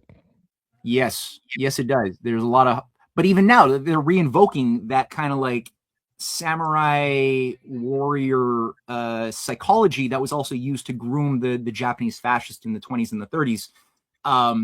It's kind of been latent with a lot of resentment, a lot of shame, kind of like what they did to the Germans, but it's never been resolved. And I think you've got like a reactivation of that being attempted right now. Did you know that they're going to bring our the America's warrior ethos back? Pete Hegseth, who I think somebody took his top of his head off and did Get Out surgery, like that movie with that Rumsfeld. That's why he Brill creams his hair. You know, his hair's never dry, that piece of shit.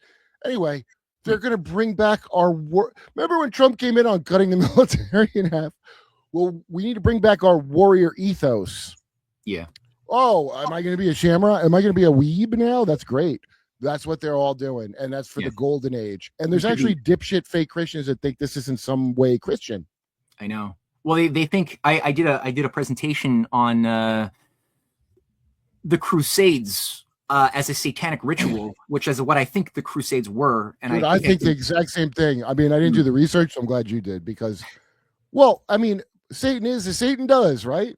Yeah, it's in the proofs in the pudding. It's in the action, right? And also, there's a lot to back up that statement. And the amount of hate I got from people who self-identified as like Christians was wild. Like, they think there's been so much brainwashing and propaganda to convince especially Christians that the most Christian thing you could do is go off and kill people for Jesus. That's what he wants you to do. Well, that's what you call tradcath. See, here's the thing. I'm a huge homo, and I want nothing to do with women, like the great Cecil Rhodes. And I really admire colonizing brown people. And also, I'm deeply sexually attracted to them, even though I hate them. And so I'm going to be trad, and I'm going to do the farm chore of impregnating a woman and having a baby, as I should, like that other fucking Fuentes dipshit. And there's a collection of, dude, William F. Buckley is like the prototype of these motherfuckers. The repressed homo who's a deeply Catholic. And you see him, I mean, dude, in this day and age, now, I mean, to be in the closet in this day and age, you're a dirty ass motherfucker, man. I like, you want some advantage over people. That's the only reason you would do that now. Tell your mama to shut up. I mean, you can. So no, the term gay is a thing they made up. Yeah. You know, I mean, everything is an action and not your identity. They seem to have these occultists. They have their, they will take the same sort of thing that we see non-initiated people do, like drug use, rampant sex, whatever else. And they will look down upon it as a profane, disgusting thing if it's being done by the uninitiated. But if you're initiated and you've got, then it's sacred. It's sacred orgies. It's sacred drugs. It's sacred Theban warrior homosexual pacts that you have with other members of your platoon. They don't like unregulated, you know, whole fucking. They like it to be completely regulated from top to bottom. And some of these fuckers think I had Jay Parker on. His family's from Delaware. The cult, and they're in Arden, Delaware, an artist colony that's a Georgist tax cult. Whatever the fuck that means, but I think it's Rosemont they serve. They're the working class of the other occultists. And their secret church was called the Church of the Marquis of Hell. Oh, Rose Valley. So Rose Valley is where the rich ones are. Okay, so you probably some DuPonts, whatever. Joe Biden did something there. Oh, Pennsylvania. Yeah, Rosemont, Pennsylvania. Arden, Delaware. And watch the PBS thing. It's one of the grossest things when you know about the kind of shit that goes on there. Buzz Ware, whose mother was the head of the American Communist Party in the 60s and 70s. Jay Parker describes the stuff he describes is crazy. I mean, it's the worst abuse you ever heard. Also, he says he saw Buzz Ware turn a little bit reptilian, and his father said he was a 9th generation Atlantean warlock, whatever the fuck that means. and he would lament not having enough genetic corruption to be able to shift. His mother claimed to be an Amalekite witch, and they would tell him the Bible story of, Saul's supposed to kill the Amalekites, but he doesn't. And their family supposedly saw this was happening and escaped somewhere, and that's their story. Now, that could all be fake. The story, not because it's fully possible that, let's say in the year, I don't know, let's say a random 1500, I make up a scam about I'm an Amalekite and you're an Amalekite, and we have a gross pedo cult, and it's a very successful mafia. These things that claim to go back real far, I suspect, and I don't doubt that they talk to some entity, but I think they get Nigerian prince scammed because they don't know what the fuck they're doing. Well, they like creating the mythos of being ancient. It gives them more credence and more credibility if they can make a myth that they're doing something super, super ancient. But I think you're right. It's oftentimes like the origins of even like Kabbalah and its modern incarnation, the Zohar. They're like, oh, it's so ancient. It's like, well, it's 13th century. It's not that ancient, honestly, or the Hermetic. Well, that specific brand, it's like a new, So my relatives are in Hare Krishna, which is very Anglo designed. All these theosophists. I'm sure. I bet you I'm right, and I'm just going to throw this out what I think it is because I haven't gone on a deep dive on it. But I know Tulsi Gabbard's in an offshoot of Hare Krishna cult, and I think it's some more Anglo bullshit, just like all the other religions, where they want to bring the wisdom of the East and theosophically have a new control system because you can't have a one world government if some of us believe in our religions from before, and we need to really break down the thing getting in the way of our new Atlantis that keeps getting destroyed, right? Is you having beliefs that aren't in line with my beehive idea I want to have. That's why the Mormons got that beehive, and they preach obedience. Everybody's trying to come up with the perfect system of control, and that's what all these stupid Oneida and all these things. I need people. So the problem with Christianity is this: if you are a Christian, you're not going to go kill nobody for your fucking country. Sorry to tell everybody. That's directly opposite of what Jesus preached. But around the time it gets appropriated by the government and made into Mithraism, because Persia already successfully, I guess, did this, where they appropriate the troublesome thing. And there's already been a model for them to follow in Rome when they do it. I think Constantine thought he was the son. Constantine himself was an initiate of Mithra. So is it Mitra? So there's a Mitra and a Mithra, and one of them's not real, but a god from the area, and then one's like a westernized version of it. Cult is what I thought. Am I remotely accurate about that? I only know of Mithra. I don't know about.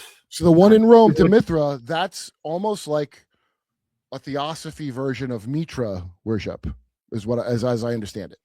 That's been brought over. I mean, I mean, it's you're with these syncretic things. They're very fluid, right? But like they're big in Maitreya too, right? Like this idea of we're all going to incarnate or have the become the avatars of Maitreya, and maybe it's not one person who's the. I'm gonna have a Christ consciousness, which what the fuck does that even mean?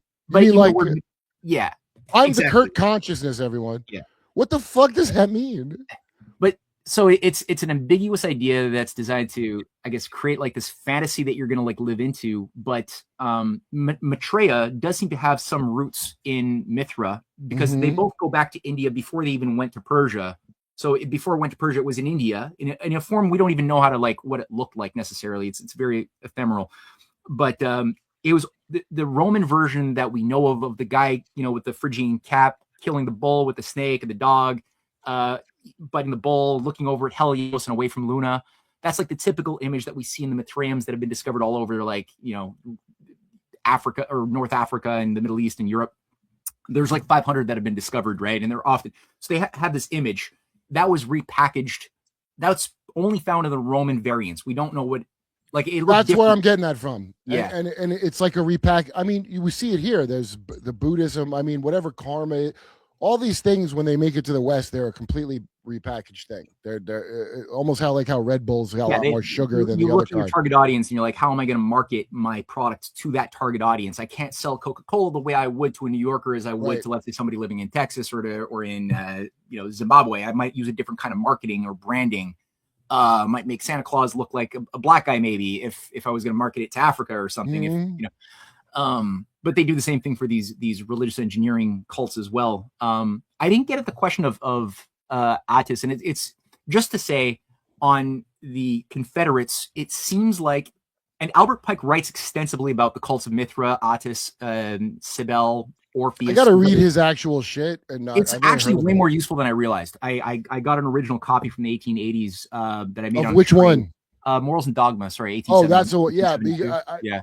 I keep meaning to like read it. I'm like, I got like 3 things. It's heavy. It's a thick book, and you scan over. Like I look at the digital copy and I do the Control F, so I just find the things that I'm looking for. Is like, does he talk about Mithra? Let's do the Control F and see all of it, and then I'll read those areas of the book to save time. I know it's not the best way, but if you're gonna get anything done, well, he's gonna layer all this allegory bullshit. I fucking hate allegories, and I hate symbols now. Well, I don't know if I hate it, but you see what I'm saying. Like, just tell me the fucking thing, they're asshole. They're annoying. Stop trying to get more money out of me. yeah. If I draw it out more like J.J. Abrams with Lost, and then the ending sucks ass, that's what they're all the same thing. They're all the show Lost. Right. You get hooked with a mystery sandwich, as the great L. Ron Hubbard called it, and then you keep tuning in, and then people go, "Hey, I'll bet you didn't know where this was going when you made it up." Yeah, I did.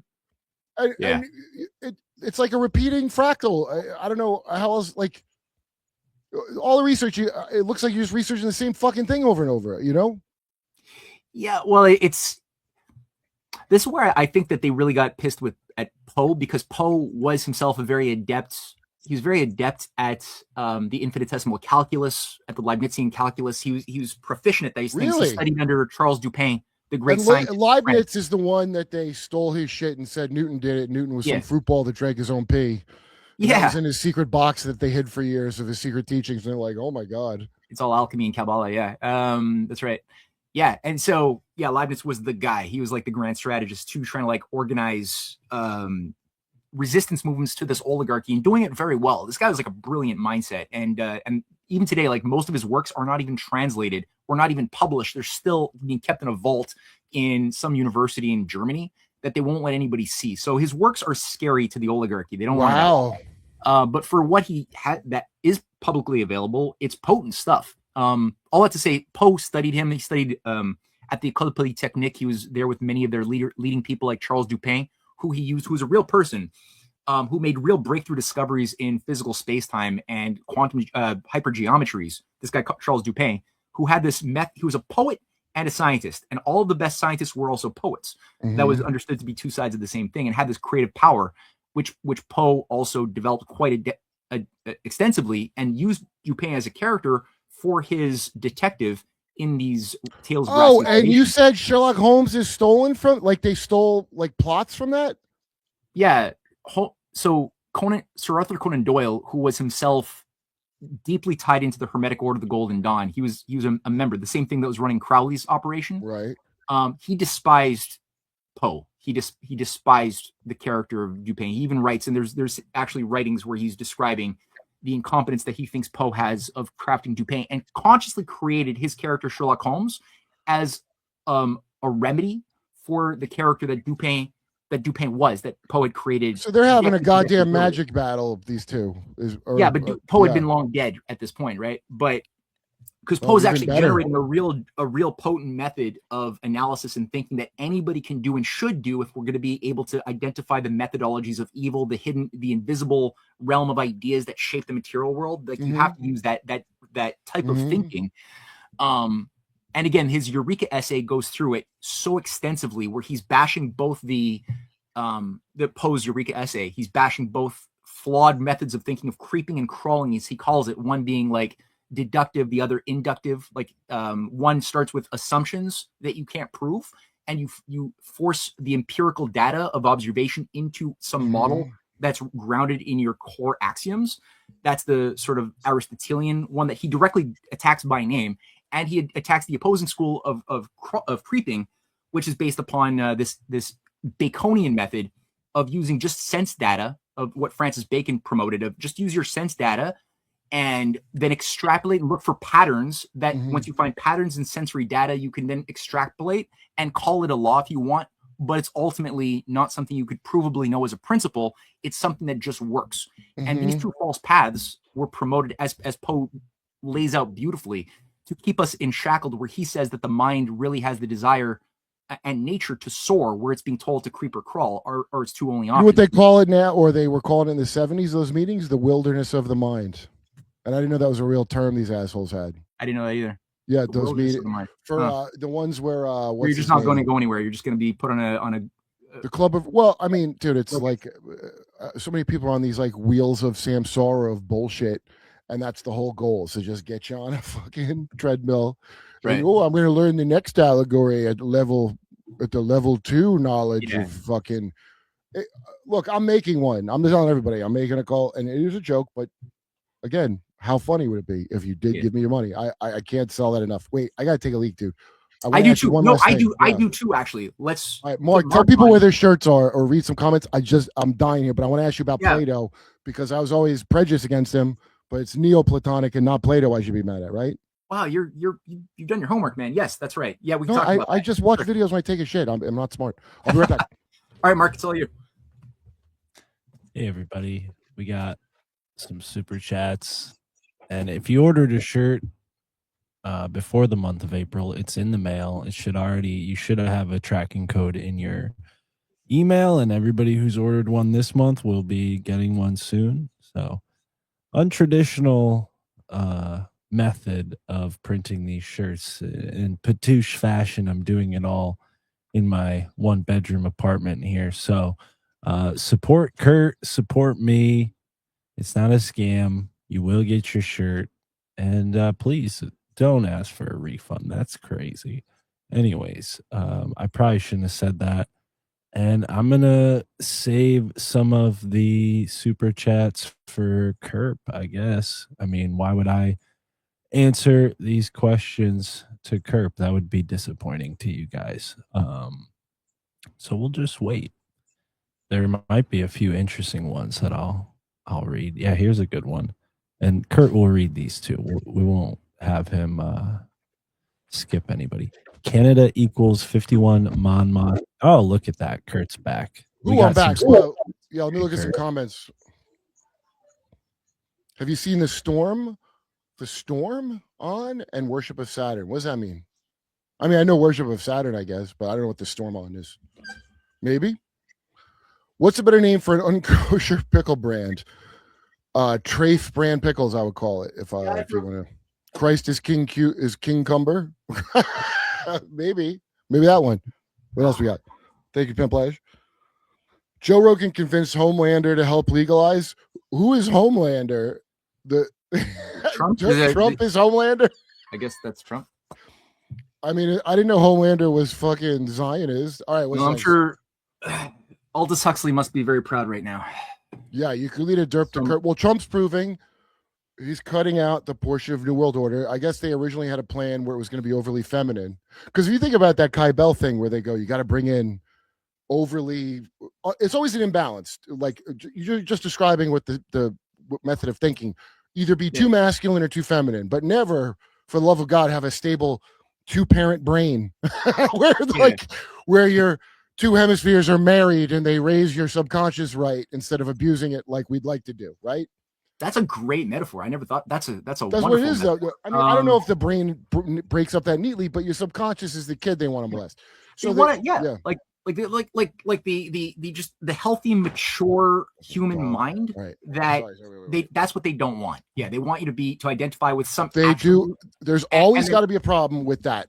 Yeah, and I don't know if you made this point, but because I hate the fucking dialectic, I always have. Even before I knew what it was, I hated it, and the idea that men and women are opposites is so fucking stupid. Like it's like saying salt and pepper are opposed opposites that must battle.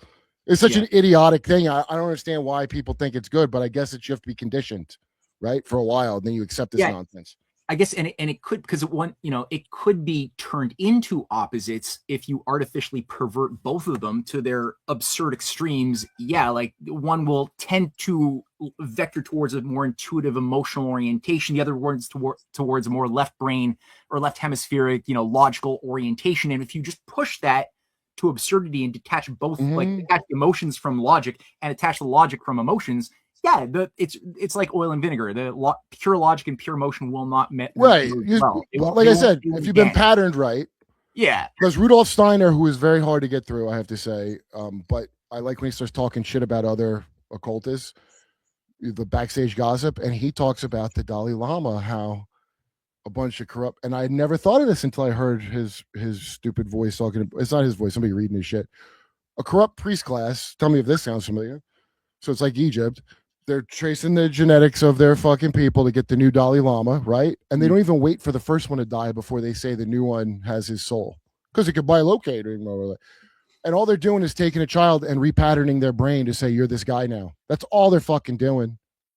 Yeah. And the Dalai Lama doesn't really have a personality, so it's easy.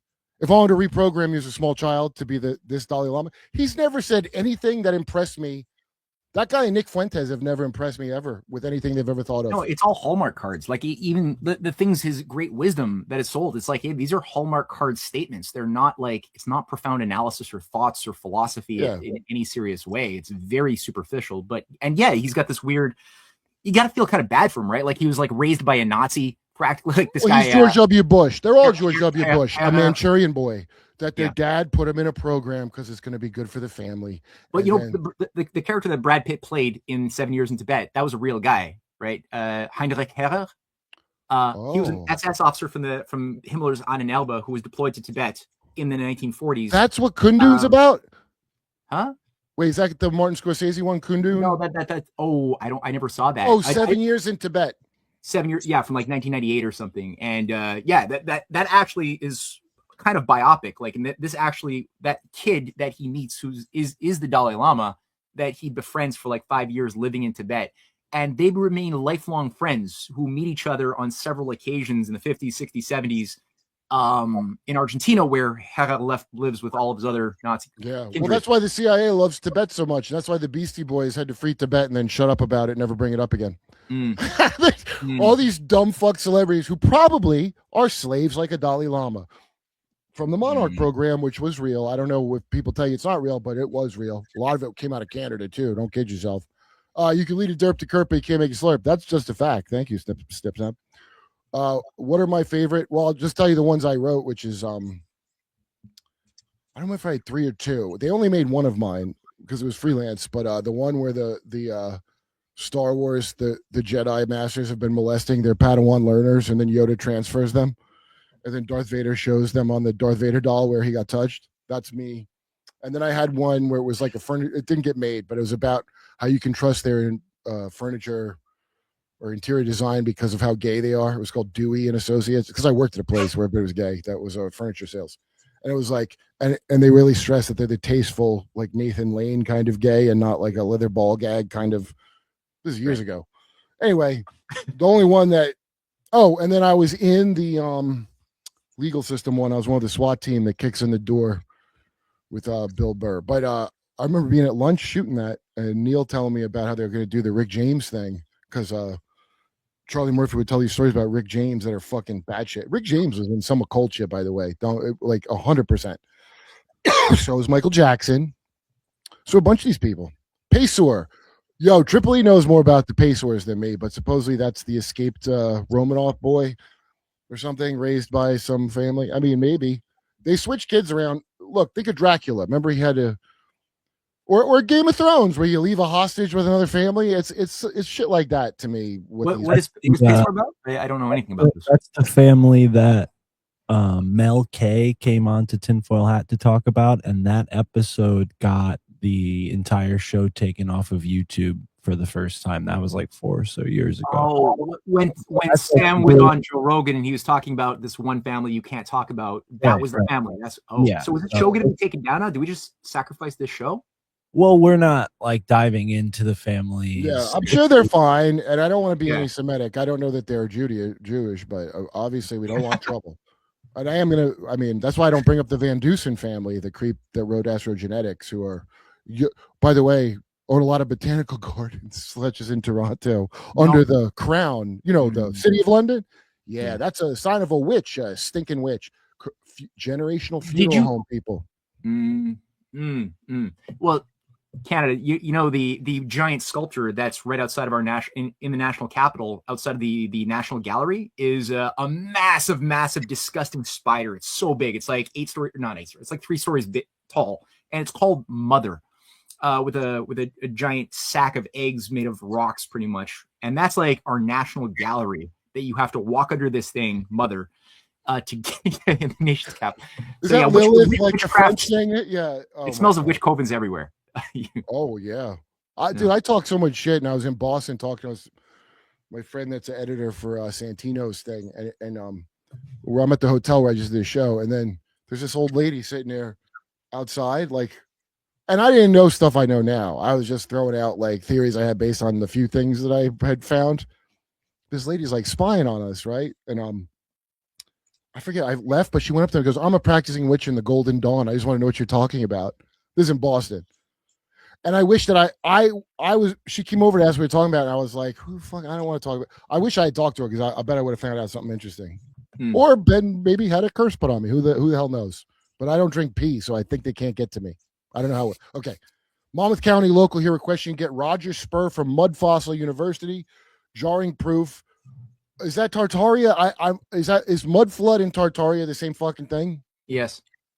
I think, yeah, this guy we've talked about on the show in the past. I actually called him once because a listener of my show gave me his phone number.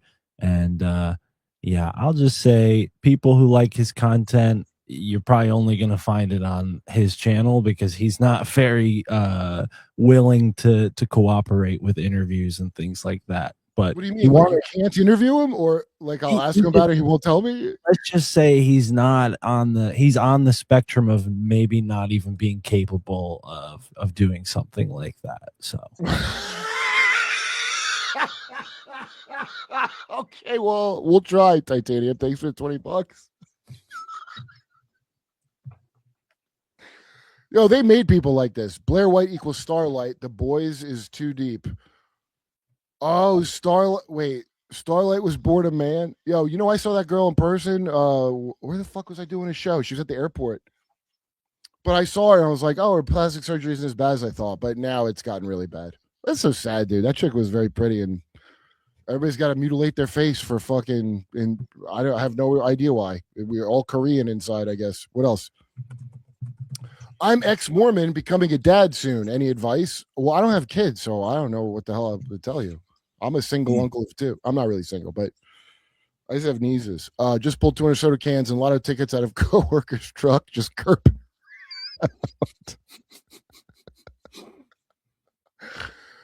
Driving back to San Diego soon. How do I catch your stamp in Austin? Kurp? I'm at the mothership all the time and at the creek all the time. I mean, I live here.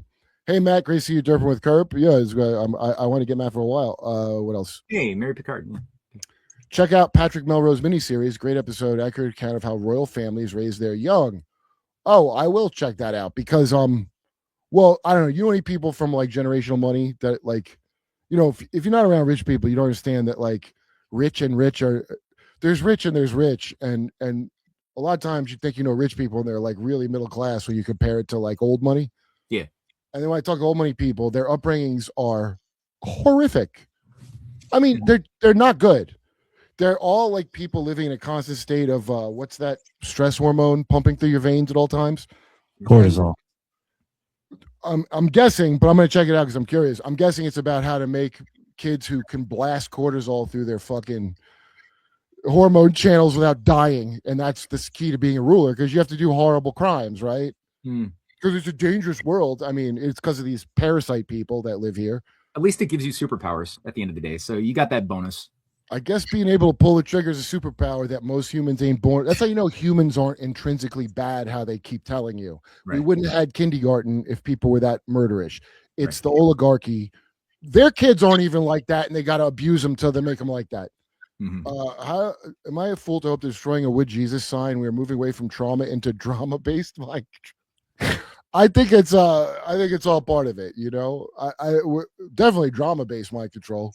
There's some video game that I played those games like a child. I don't want to imply that I don't, but I don't know what the game is. Some Capcom game where it's like a robot man and a little girl that hacks computers, and there's like a social culture war controversy about it.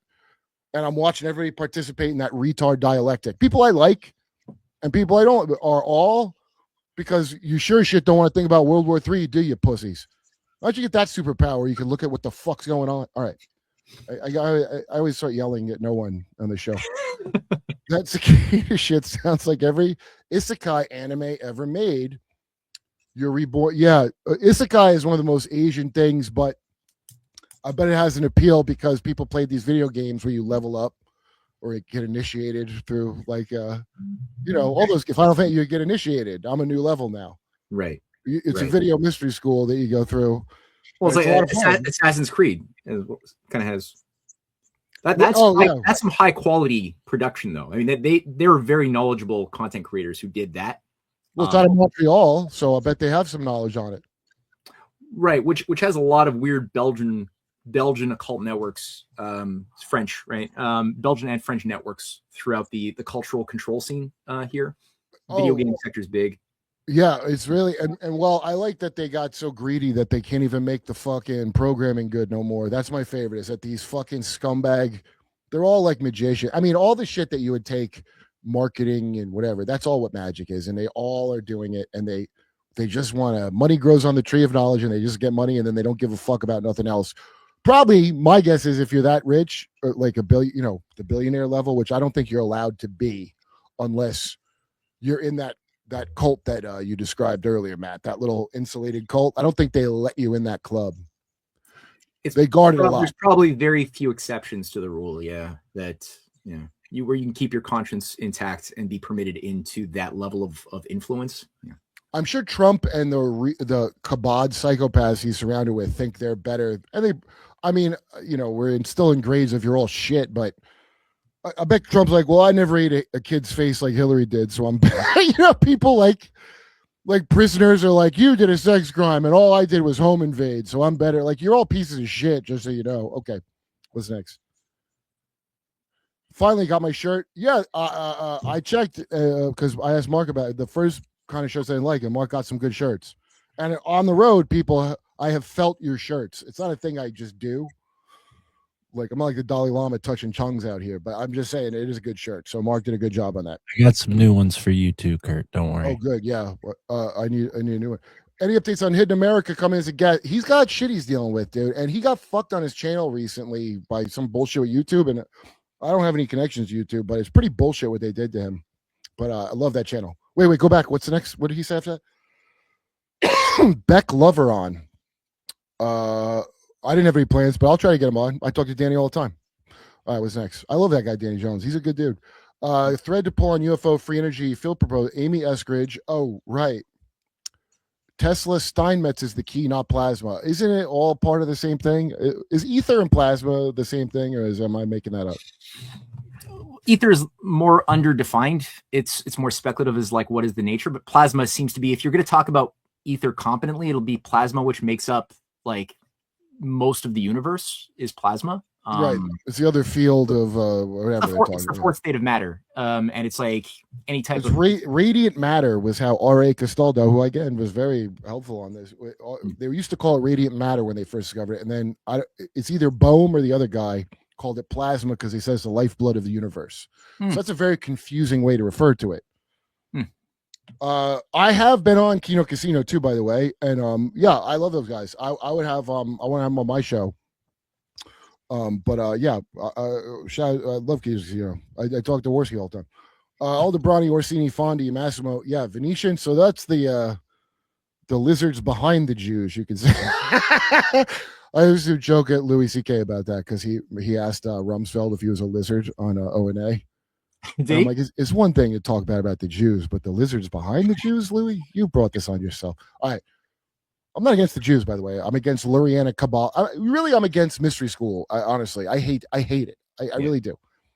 Earliest Dark Journalist Catherine Fitch, she mentioned some type of EMF hypnotic manipulation at a meeting she attended. Oh, I didn't see that, but yeah, they're doing that. If you can't see their mass doing that, think of all the things that are so absurd now. As soon as people say that's not realistic, I go, we forgot if women had dicks for about 10 years. And maybe that's why that scientist was killed. She had the top secret knowledge of if women have a pee-pee or a wee-wee or what these things even are, because apparently we don't know. All right, what's next? Didn't read my $25 SC again, you dunce. Former GHB addict. I highly recommend it. I've heard it's a good weight loss for looks maxing. GHB works, and I heard it was very good for sleep and boners. And they purposely conflated it with Rohypnol. And they called it a date grape drug, which it was never. There's no record of it being used as that. But I'm sure somebody would if it makes someone passed out and horny. I'm sure they would. But yeah, that it takes away the functions of about 7 different medications, from what I understand. I've never tried it, as far as I know. But yeah. Did you read Mortality? Brian Murascocca, Rogan knows him. He's been in the Vatican archives studying Giordano Bruno. That Ra Castaldo, supposedly a descendant of him. And a theory that the original Eucharist was a psychedelic witch brew, then covered up by the church. Everybody has a thing about why Jesus is bad, but they're always in the framework of they think the Vatican is the church. I got news for you. The second it became the government official religion, it wasn't Christianity no more. And Jesus said it's going to be like that repeatedly. He goes, the second I'm going, they're going to fuck it up. I'm paraphrasing. Okay. But I don't believe all this shit that it tithe. A tithe. I want you to just give from your heart, because you might give me more than that. I don't want to cheat myself out of these bigger donations. Okay, what's next? It becomes a hassle. People give me money, as you could see, Matt. The CIA drew up plans to take out de Gaulle. Do you know anything about that? It sounds plausible, but I know nothing. Yeah, I see it all as like one Five Eyes complex, right? The CIA, MI6, as the Anglo-Canadian control grid that controls Permindex are different parts of one thing. So yeah, sure. I didn't look into the particular CIA angle, though. I just know it's uncertainly there, but no, I didn't look into it. Okay, what's next? Plato's apology made Christ's sacrifice clear to me. Oh, good, because I want to ask about this, and I'm going to get lost in super chats and forget. So I always didn't like Plato, because I'm like, I don't. From what I understood is he actually wrote like never tell anybody your real beliefs, and he was a real big believer in this like dictatorship of better people than me in their heads that should tell me and create these little QAnon LARPs for me. But you're saying that's not Plato, and that's more Neoplatonic, right? Or am I wrong?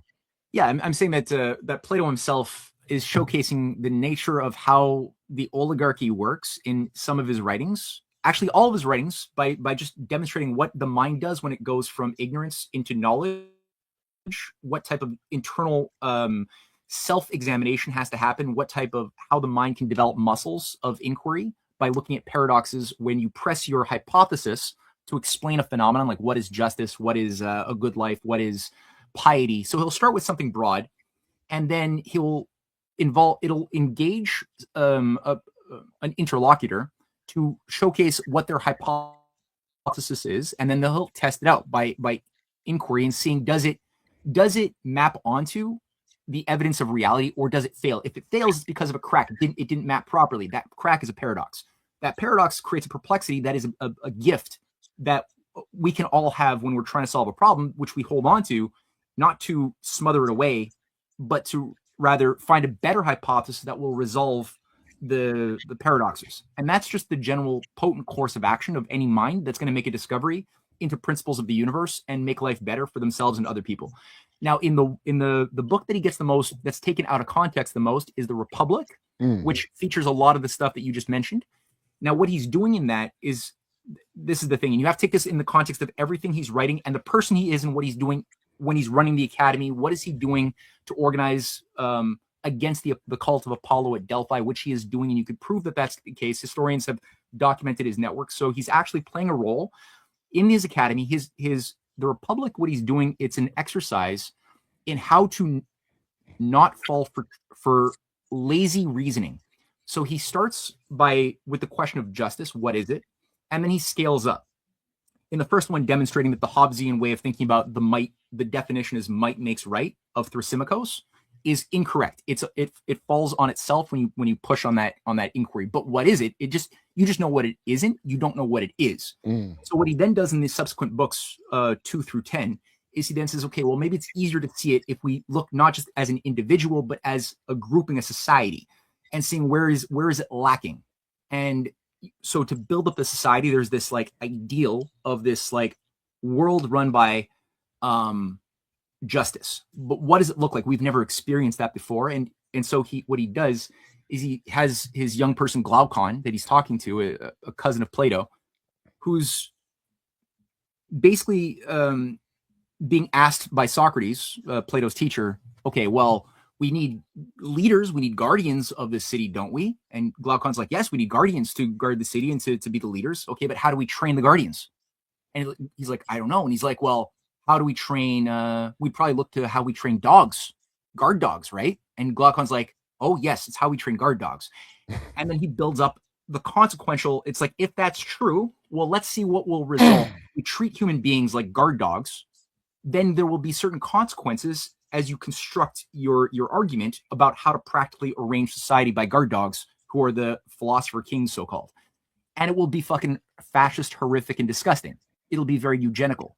But what he's doing is he's showing you, number one, where was Glaucon making an error? Because in every other Platonic dialogue you will ever find, he'll never let that lazy crap go. He'll always be like, wait a minute, you said that. Can you prove what you just said is true? In this case, he doesn't. He allows that sloppiness to be the foundation of a construction. And number two, he's showcasing to the readers, who are mostly students at his academy, what the methods are that already exist by the ruling oligarchy that was then that had run Babylon, that had run Persia. He's just showcasing how the sausages are made. He's taking you into the sausage factory, and he's doing the verboten. He's taking what is supposed to be secret mysteries that you're only supposed to get access to if you're being brainwashed into a mystery school. Mm-hmm. And he's making it publicly available so that everybody could see how this architecture works. And he has to do it in the way that he does. But he's not creating anything. He's showcasing what already is the practice for millennia even before him. So what's Neoplatonist? Neoplatonists are people who came after Plato, basically mostly Hermeticists, followers of the teachings of Hermes Trismegistus. The guy's the best. Yeah.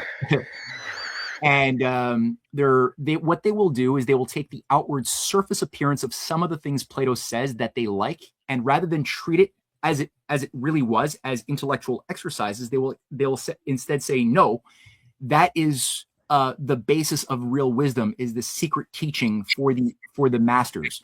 They will then use. We've always got to turn it into the oligarchy and the exceptional people and the cattle. Always. Yeah.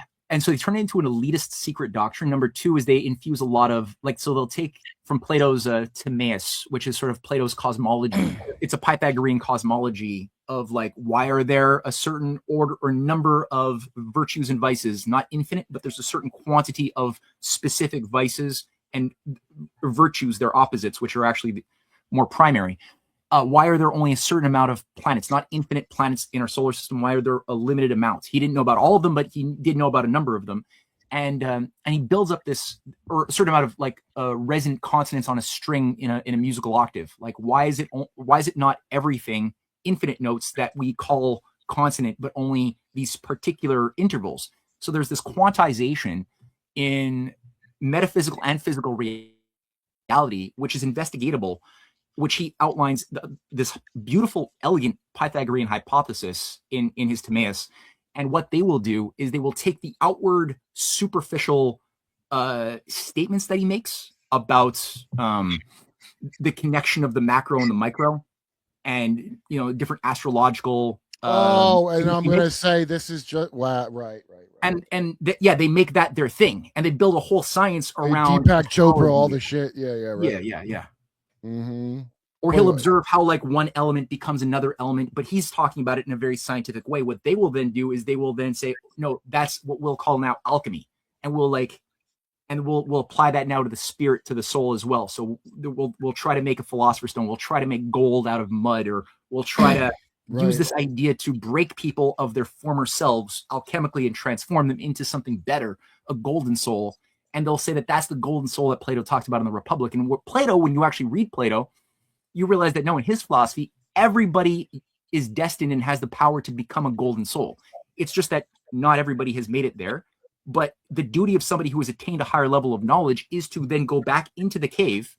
And pull other people out, even if it means risking your own life, because they might for a fair price. Don't cheat them. You charge them fair for it. That's exact. I think I know what you're saying. You can do an addendum if you want. Yeah. Yeah. Just give it away. It's not free. All right. What's and, next? and how did Kurp become a Neoplatonist? Well, as I was making my cult, I realized would love for Kurt to go on a full quartering rant. I've known of Jeremy, never followed it. I like to get the derp on what all the smoke is about. So, for some reason, who was the guy that Rogan was friends with who was like a robot? I met him. I don't think he is a robot, but he talks like a robot. And for some reason, YouTube was like, "You want to hear?" Musk. No. He is a robot. No, what's his name? The Russian guy whose dad's a plasma physicist, and I'm blanking on his name. But for some reason, YouTube would just push his videos. Like when I'd fall asleep with it on, I'd wake up. The following interview is with something, and we should love each other. And he's a nice guy, but you know the guy. Okay. Jeremy from the Quartering is a guy that reads he works the system. Here's what I'll sum up what I can't stand about this dude is he has shit takes that are offensive. And when I say offensive, like if you're talking about Gaza, like it's no big deal and Trump's doing a great job. Here's the issue with Trump having a secret plan. He murdered too many fucking people. And if you're cool with that, I don't want to hear you're a fucking Christian. I don't hear you're going to get your Jesus piece at the mall, you dipshit. And then you fucking not only beg from your followers, but then you lord it over them. And all of it's phony. The thing is, his bad takes, he doesn't believe in them. He's just saying them because he thinks so. He's a scumbag.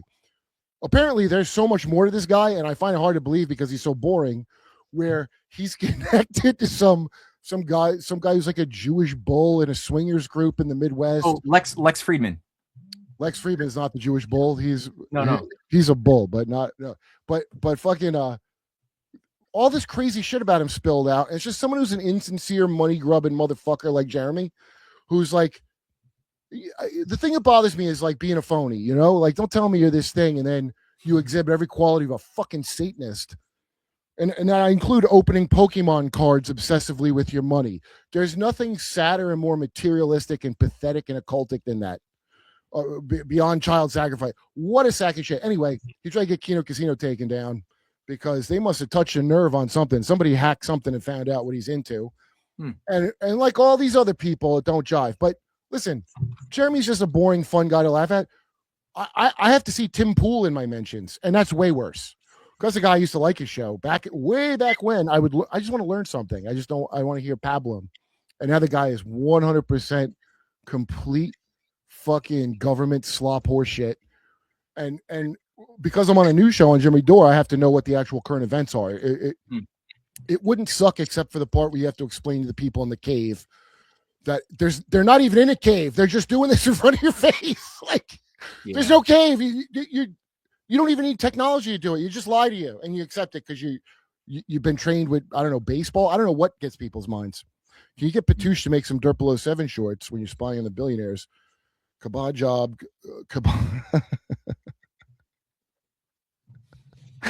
It's pretty funny. I might put Kabad job in something as a James Bond villain. I have to figure it out. It's pretty funny. That's a good idea, though. I like that.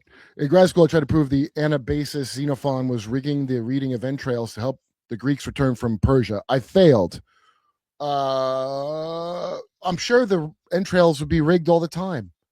As soon as you got like a middleman, I mean, just like a series of middlemen. Grad school, that's an interesting thesis to work on. Sorry, but I don't want to cut you off. How would you even prove it?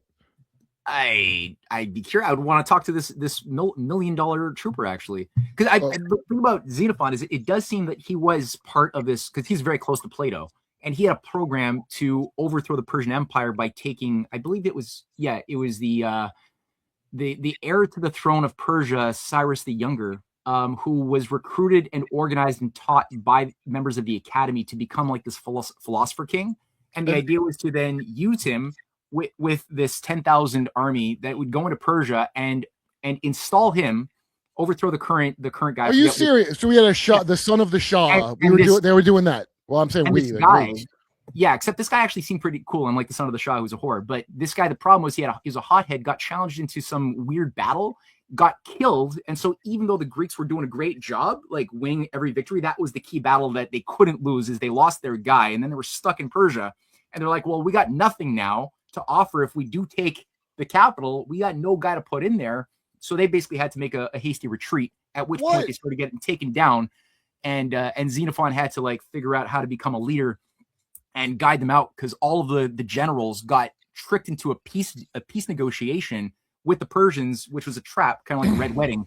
They all got killed, and the guy actually who tricked them was Meno, the actual character from the Meno dialogue that Plato then creates, who's the aristocratic wannabe king that Plato makes fun of when he has the slave boy double the square. That's an actual guy who was the character who tricked the generals into the fake peace meeting where they all died, leaving just like the lieutenants to try to figure out with Xenophon, how do we survive and get out of here, which they did. But yeah, it's a crazy. As illustrated in the movie The Warriors. No, I don't know if it's that. There will be like for when, if we could get some like moral content creation in Hollywood, like there's so much material to work with if we actually had that space and if Satanists weren't running it. Yeah, betting right. like what scripts get. No, they want you to, and it's real subtle. It's not the things you might think, even though it's right in front of your face.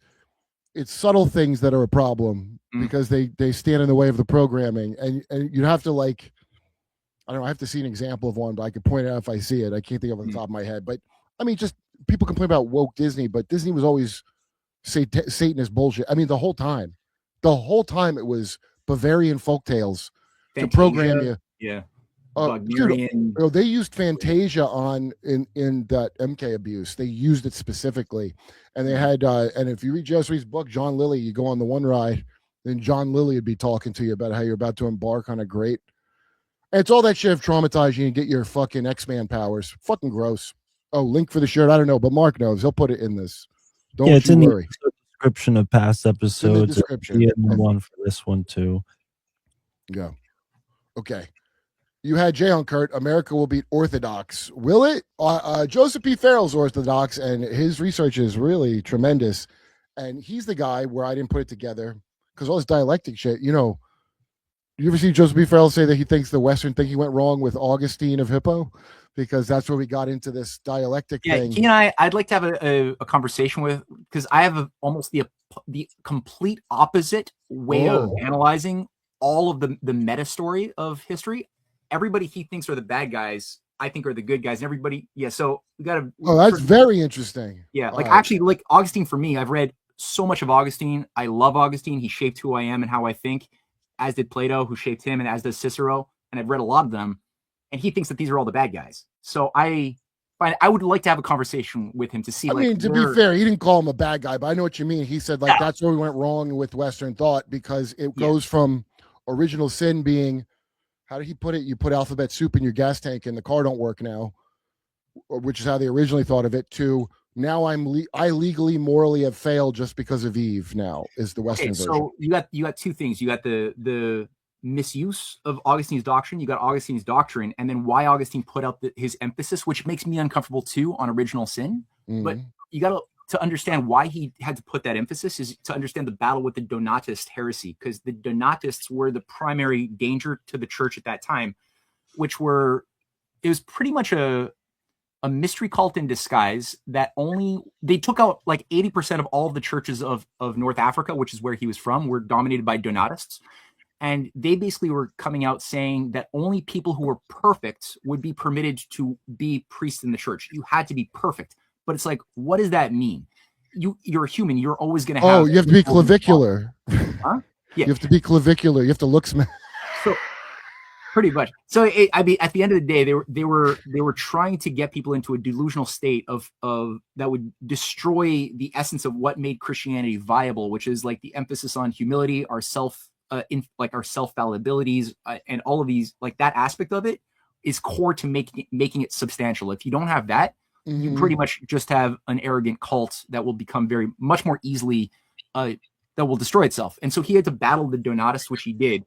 And I think that's where the emphasis that he places on that original sin thing at that moment in history contextually was very important. But the damage was definitely incurred by ultramontanist papacies and others who wanted to invoke shame and guilt as a tool of control by misusing what he was writing. I think that's more it. Well, this would be a good conversation with a smarter person than me called Joseph P. Farrell. Yeah, sure. It'd be great. All right, we'll try to make it happen, but I don't know Joseph P. Farrell, but I'd love to get him on. I want to join your cult by my balloon knot, my winking surf, and my freckles and one-way value. I'm not familiar with these terms. Could I be a bookkeeper or something? I guess, but we're going to really have to gape your fourth eye. Okay, what's next? Is Kanye West a Freemason? He recently bought a $33 million Well, 33 it means a lot to. It's not just Freemason. I mean, the 33 is like there's the Council of 33 and your spine, all this other hermetic bullshit. But I know he went to that creepy ass church with Bishop Barbara King, who, if you could tell me that was always a woman, but I'm telling you it was not. You look at her talk for 5 seconds, you tell me that she looks like an Eddie Murphy fucking character from the Clumps. And she's giving a sermon about how you have a dragon in your throat. That's your power. That ain't no Christian church. That's some fucking probably one of them dragon messiah fucking heretical things that they're all over America. You know, because they talk about prosperity. As soon as they talk about prosperity and gold and shit, you know you're talking to the fucking devil. And I'm not even religious, but it's obvious. Mm-hmm. If you ignore all my super chats, well, I don't ignore all of them. And I did read this one, so I guess you won that bet. Petrified dragon head off the coast of Oregon, maybe. What's that? I'm not familiar with it. I don't know what that is. Oh, did you email it? I'll check it. Tracy, you read Tracy Twyman stuff? Very interesting. Have you seen Quarter Hand Planet with Shilling? Okay, I'm glad you brought that up, Old Nosy, because this Jeremy from the Quarter Hand character has connections to Nexium for some reason. But let's knock my headphone out.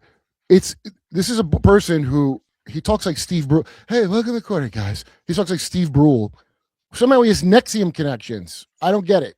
Yeah, I don't know, dude. There's more to that story. I'm not like a hacker or something, but there is more to it. All right, what's next? Wish you people would stop fucking. I know I said for money, but it's like a hassle now. You got to try to film something with Joe List as Heinrich Himmler. Do you know comedian Joe List? No, like a skit. Like he's he's on Tuesdays with stories from. I don't have just a picture of Joe List handy, dude, but he does have the exact face of Heinrich Himmler.